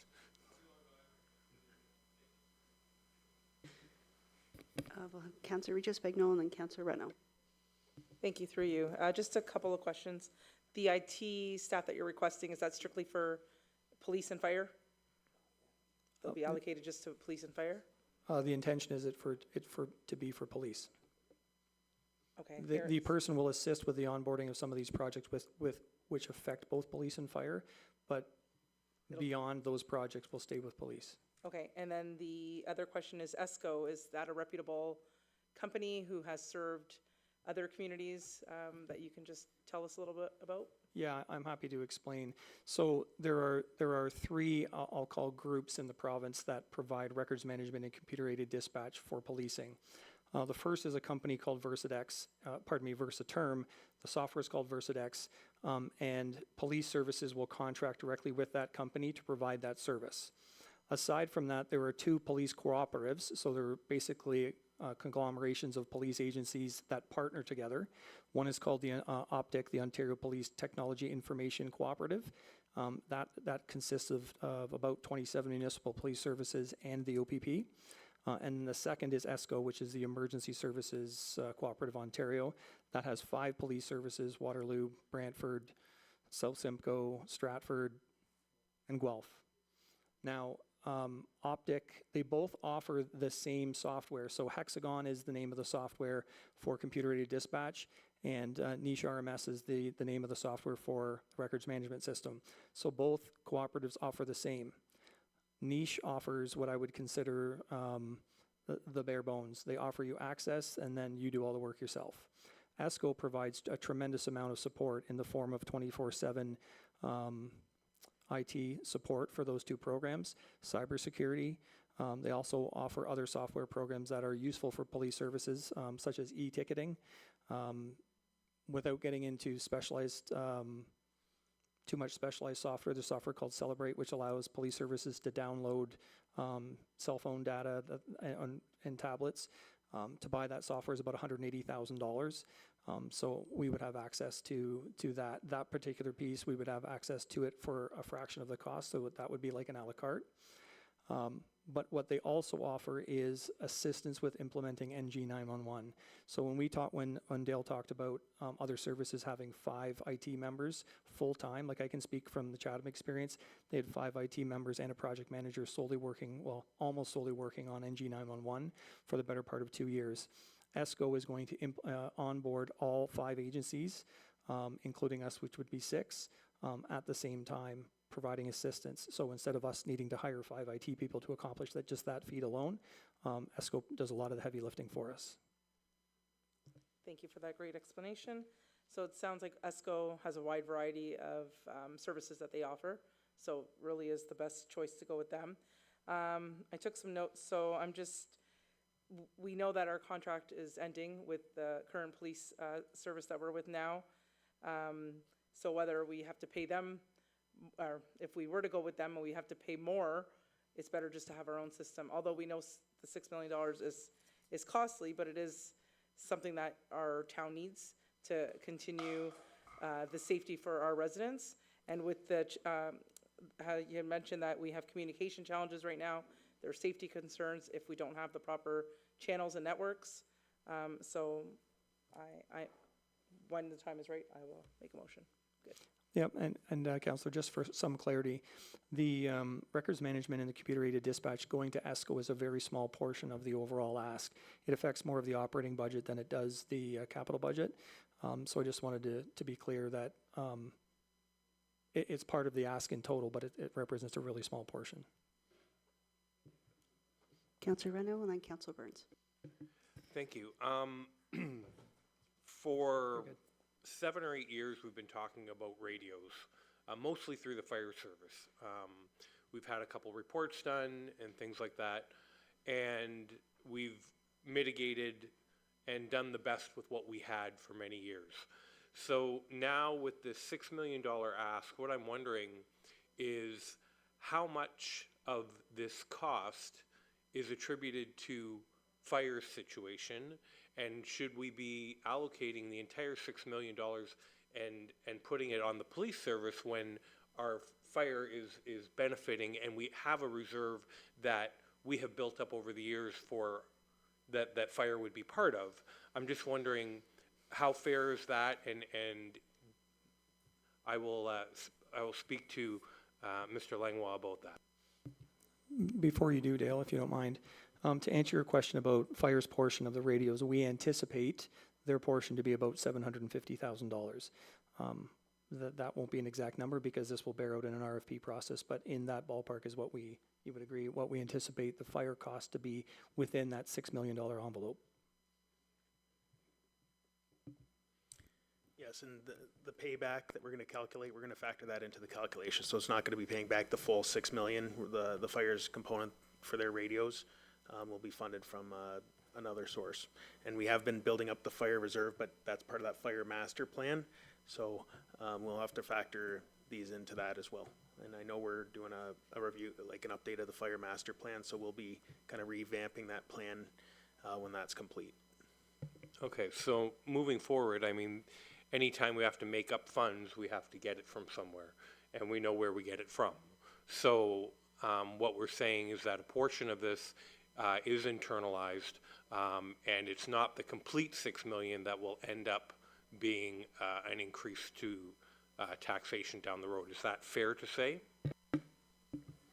Yeah, that's fair. And usually when we're planning for things known, we call it digging the hole and like putting away funds for it and building up that funds. But, when Next Generation 911, the requirements were released, they didn't say, hey, you have to do Next Generation 911, it's gonna cost X number of dollars. They really didn't give a figure, so that's kind of been all over the map, and now we've done a lot of studies and we've kind of nailed that down. But on top of that is the radios, and, instead of having a patched system, this is going to be top-notch, basically the best system that you can get that's going to tie everything together and work seamlessly. And it's going to last us hopefully another 28 years before something else comes out. So, if you divide 6 million over 30 years, if we look at it that way, you got to look at it over the life of the asset. So, but we are going to have to build up the funding after the fact and pay it back. Okay, I appreciate that. Thank you. Just a general comment, my last comment. When I looked back at contributions made by police to reserves over the years, I only had 8 award-winning budgets on my shelf at home. I'm sorry, I'll have to go back and get 2 more from Dale to get the complete picture. And I have noticed, probably about 6 years ago, a big change in the amount that we were putting away. It went as low as 40,000 up to a current around 192,000, and I know it's going to build up higher than that. But I just want to ensure that both our police departments and our finance departments are working together to make sure that in the future those reserves remain healthy, so that we can continue to meet goals without having to work backwards. Thank you. Councillor Burns. Yes, in 1997, we spent about $450,000, Chief, for 20-some years plus. But it was a quick fix, and we knew one day this would come because they were analog. And you've explained the financing to this point for me, but back then, our key issue was lack of communications between the officer on the road and the officer back at dispatch. One of the problems was the repeater in Anderton. I don't know if that goes by the wayside now or not, but it cost $28,000 to replace that. And my concern is for the officers on the road. If we don't have proper communications, it's their safety. And how that affects me is, if I knowingly know that we have a safety issue and I do nothing, I'll be sued personally, and so will every member of this council. So we don't have a choice but to move forward. Again, I'm glad that the costing has been arranged between fire and police. That was one of my questions.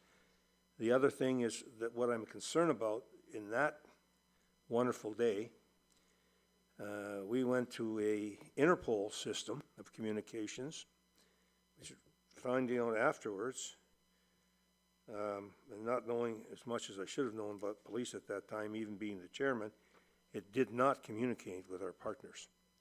So I'm worried about connections with OPPs, with RCMP, Windsor Police, border agencies. Is this compatible province-wide? And if so, then I have no issue with what you're doing, and we have to protect our people on the road and also in the dispatch common. 27 or 28 years is a long time. So thank you for what you've done, and I remember a previous fellow sitting in front of me told me it'd be $500,000 10 or 12 years ago. And everybody in this who knew anything about policing knew that was wrong. So thank you for the clarity. Thank you for the research of you and your team. And I have no problem with us moving forward with this. Did you want to answer the one question about compatibility? Certainly. So the 27 services that are in Optic and the 5 services that are in ESCO are all operating the same software, so there's communication between us. For the services that are using Versadex, which we are currently today, there are access points called Police Information Portal, so we can seek information via that portal. It's a software term so that basically the two can interact with one another. Thank you for your response. Councillor Carrick? Sorry, just one follow-up. So we're making a huge investment, and I'm very supportive of this for all the reasons that were stated and moving into the future and making sure that we're protected and our people are protected.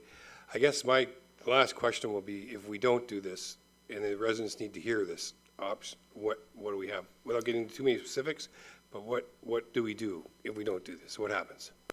Well, when it comes to NG, I'll answer in 3 parts. When it comes to NG 911, we have to do it as mandated by CRTC. To not do it means that we close our comm center and hire another service to do that for us. With radios, we could probably band-aid our end-of-life systems for some time. We have been doing that now. It creates significant operational risk, and it's not an efficient use of resources. I highly recommend we do not do that because of the risk. And then when it comes to our records management and our CAD, we could go back to our partner and try to renegotiate a new contract, but we anticipate it will be right around the same cost as the one that I'm providing now, and will also be in a subordinate relationship with that police service. By going alone for probably roughly the same cost or very close to the same cost, we become autonomous, and we are not beholden to another police service. Okay, thank you for the comments. Very much appreciated. Any other questions or comments?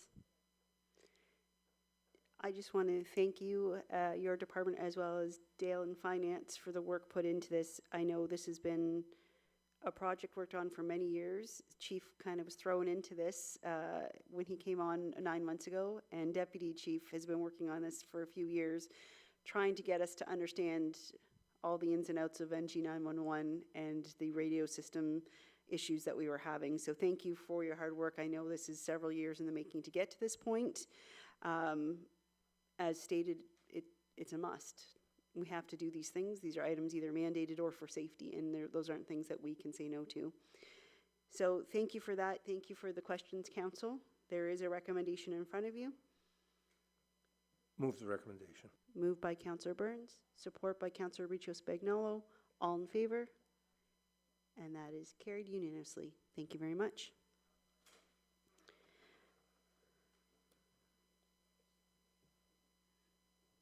Just wait for him.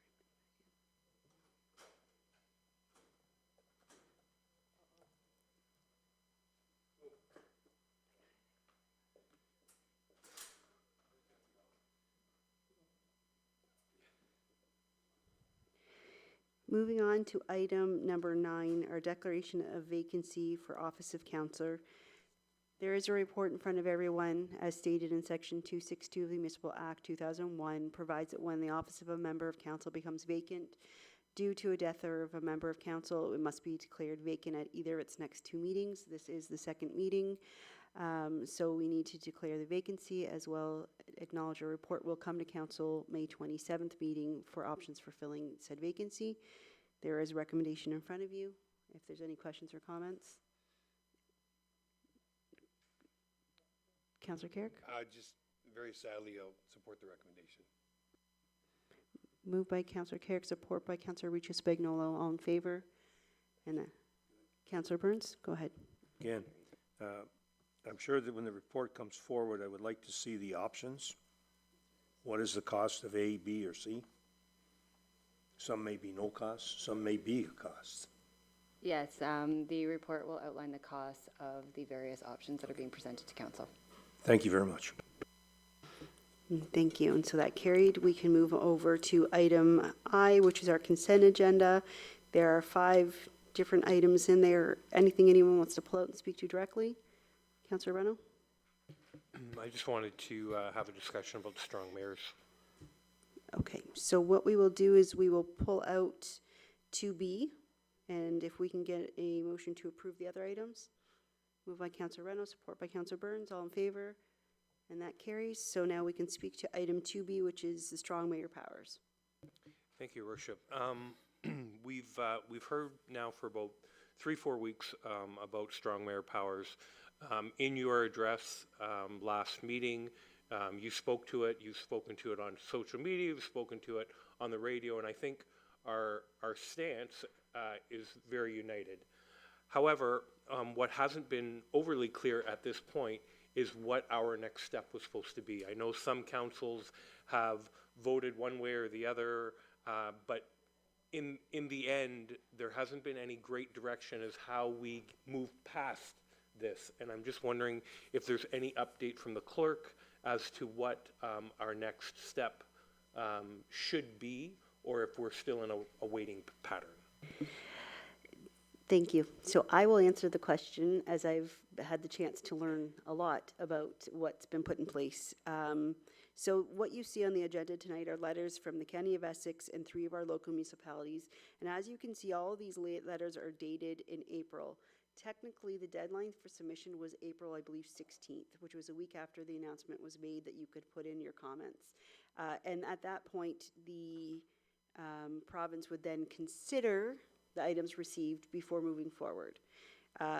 They've been considered. And in May 1st, strong mayor powers came into effect for 170 municipalities instead of the 169, I believe, originally quoted. There is nothing we can do as a council. And so these letters, even though coming from a council, all they were stating was they weren't in favor of it, but at the end of the day, council actually doesn't have a say in the strong mayor powers, and that's what the whole strong mayor powers is. So the next steps that we can do, which is more me, is to delegate that authority back to council, and that is the option that I have chosen. It is not something that has been mandated. It's not something that's put forth in the strong mayor powers, and it's not something council can even have a say in.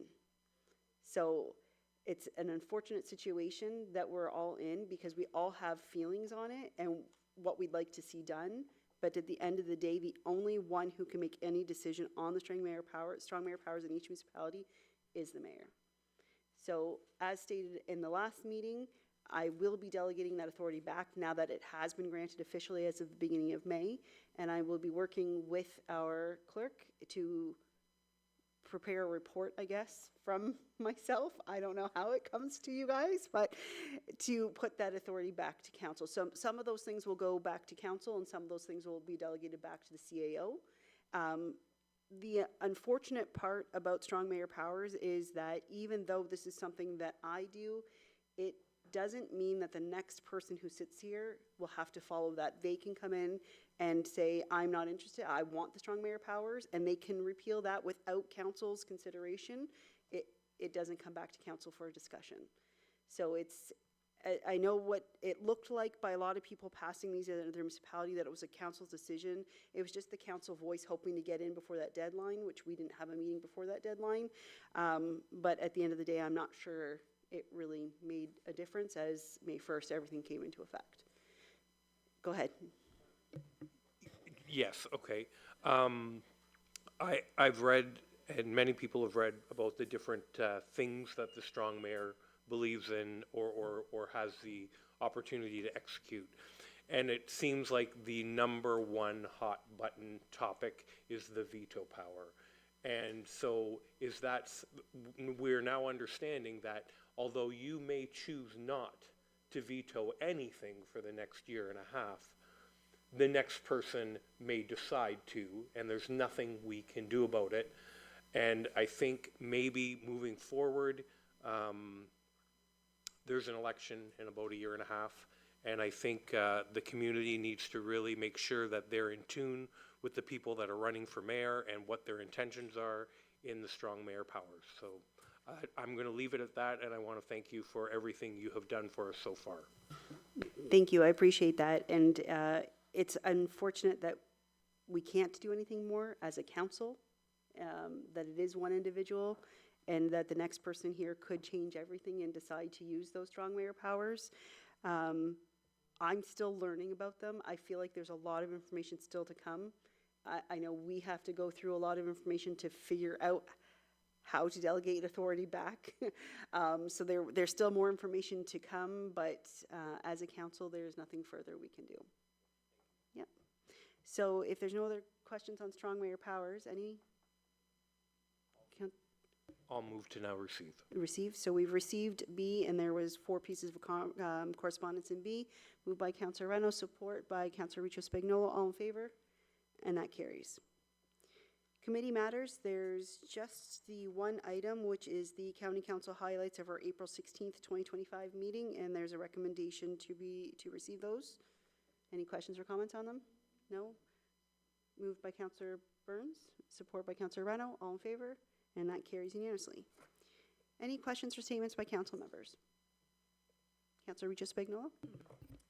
Thank you. I will direct this to, I believe, Public Works and Patty, your department, at the Volmer. So I was at Play for a Cure on Friday. Excellent event, and I will say that I received a lot of wonderful feedback from the organizers as well as people in attendance, just saying that from the organizer standpoint, the staff were very diligent. They took care of whatever was needed. They were just keeping that facility in top-notch condition. So that was from the organizers as well as some other people that were in attendance.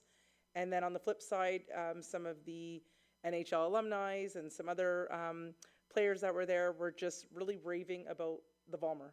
And it was just really nice to hear, because they have attended several arenas, and they just said that the way the Volmer was, and the staff and the display and the condition, they were just really amazed by it all. So I just really wanted you to relate that to your staff.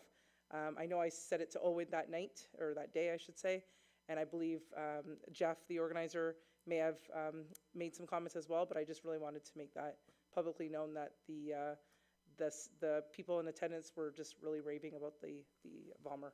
So thank you, and the staff. Councillor Burns? Yes. Maybe for the next meeting, we can get an update on what's happening at the park on Front Road, the event center, as to completion date. I mean, they're doing work, but again, you know, I was there today. There's been a tree down for a month and a half. I know it's on our property. It's one of our trees. I don't know whether because it's a construction site, we can't go and remove it. But I also see the walkways. They're still laying some of the pavers from what I can see from the road, but it would be nice to know. And they're seeding it anyways. I see that green stuff down, but it would be nice to have some sort of an update, because I think the 28th we're going to have an opening there, or somewhere around there. So they've got to be close, but it doesn't look close to me. Thank you. Only because I deal with TD Bank. So I don't want to commit Mr. Mara to report at the next meeting, as he's not here. If possible, we could do the next meeting. If not, would the June 10th meeting be okay? Well, it'll be over, it'll be open. Well, we wouldn't be open because that'd be still another few weeks before opening. Okay. But That's fine I with me. think he could be Whatever. able to give us a summary, but. Yep, whatever's convenient for administration. Okay. And Councillor Reno? Actually, my question was almost exactly word for word with Councillor Burns. I wasn't going to mention the green stuff, but what I will say, I personally would be okay with an email from Mr. Mara in the next week or so, just because to wait a month for an update for something that might be happening the following week might be a little bit too long. I would personally be happy with a Coles note, a high-level update by email in the next week. If you're good with that, I think we could team up and ask for that. Thank you. Bye-bye. And Councillor Burns is okay with that? Yep. So we're just going to look for an email update from administration on Front Road, on LaSalle Landing development. Deputy Mayor Capata. Through you, Madam Mayor, I think this might go to Mr. Langlois. Another municipality has made a purchase of $250,000 worth of equipment from the United States that's incurring tariffs and everything else. I'm just wondering, Mr. Langlois, as we start to move forward on procurement, what has the tariffs done to the budgets that you created, and how are you mitigating this? I don't need a report. I'm just making sure that we find ourselves on the right side of history. Sure, we haven't really experienced an impact yet, like it takes time. We are gonna update our procurement policy, you know, just to address this issue. And, you know, if we get the opportunity, we absolutely will prioritize Canadian companies. And, you know, if there is a really significant price differential, I guess a beneficial price differential, if it's a U.S. company, well, you know, we'd come to council with a report before, you know, just pulling the trigger on the purchase. Well, again, Mr. Langlois, your award-winning budget would lead me to believe that you'll always do the right thing, so thank you very much for that response. I appreciate it. And just quickly on the award-winning budget, you know, Tano Ferraro, he's the quarterback of the budget. You know, he kind of coordinates it, but it is a town-wide document, and everyone equally puts in the same amount of effort. So it's quarterbacked by the finance department, specifically Mr. Ferraro. And, you know, Ms. Sadre and her department does a lot of work on the graphics, making sure everything looks, taking the information we have and making it, putting the graphics together. So it is a town effort. So just want to reiterate that. Everyone deserves a credit. Thank you. I appreciate that. I didn't notice Mr. Farrow hiding over here on my right. He is usually on my left.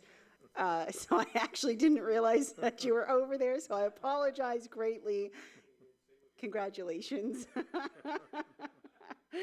He's never over there. He's over there. That's a finance area. Thank you to all departments, though, because it truly is everyone working together to create these great successes we have in the town of LaSalle. Any other questions, comments, statements? Councillor Reno. I want to congratulate the communications team. The stress and worry over the Matchett Road Sprucewood intersection was high many times, but I think between Public Works and Communication, you guys did a great job. Everybody knew it was closed. I didn't hear any complaints that it was closed. And the minute it was open, people were overjoyed to be able to use it. And again, very positive, not just about the job that was done, but the job of getting the word out, the signage through Public Works, the messaging through our social media and all our different channels. I think it was very well done, and anyone I spoke to, they knew exactly what was going on at all times. So thank you to everybody involved. Thank you, and I agree completely. I drove through there yesterday intentionally at 5:02 p.m. to see if it was different, and oh my God, it's night and day.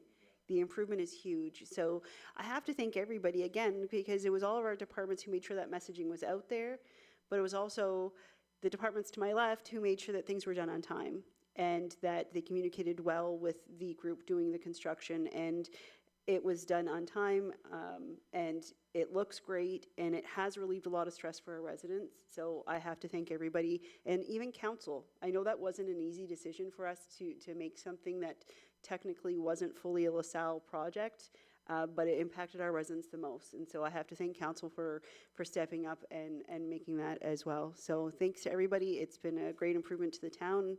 Now we move on to more construction projects. Sorry. Any notices of motion?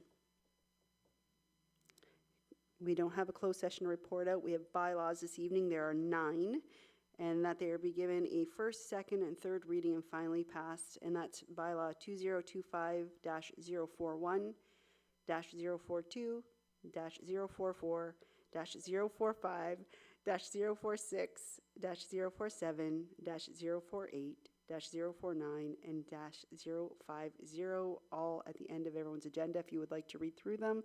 Moved by Councillor Regis Spagnolo, support by Councillor Carrick. All in favor? And that carries unanimously. And our final thing is a confirmatory bylaw 2025-051 be given a first, second, third reading and finally passed. Moved by Councillor Reno, support by Deputy Mayor Kakada, and all in favor. That carries unanimously. The meetings coming up for the rest of the month are at the bottom of your agenda. Thank you for joining us in person, online, and have a great night.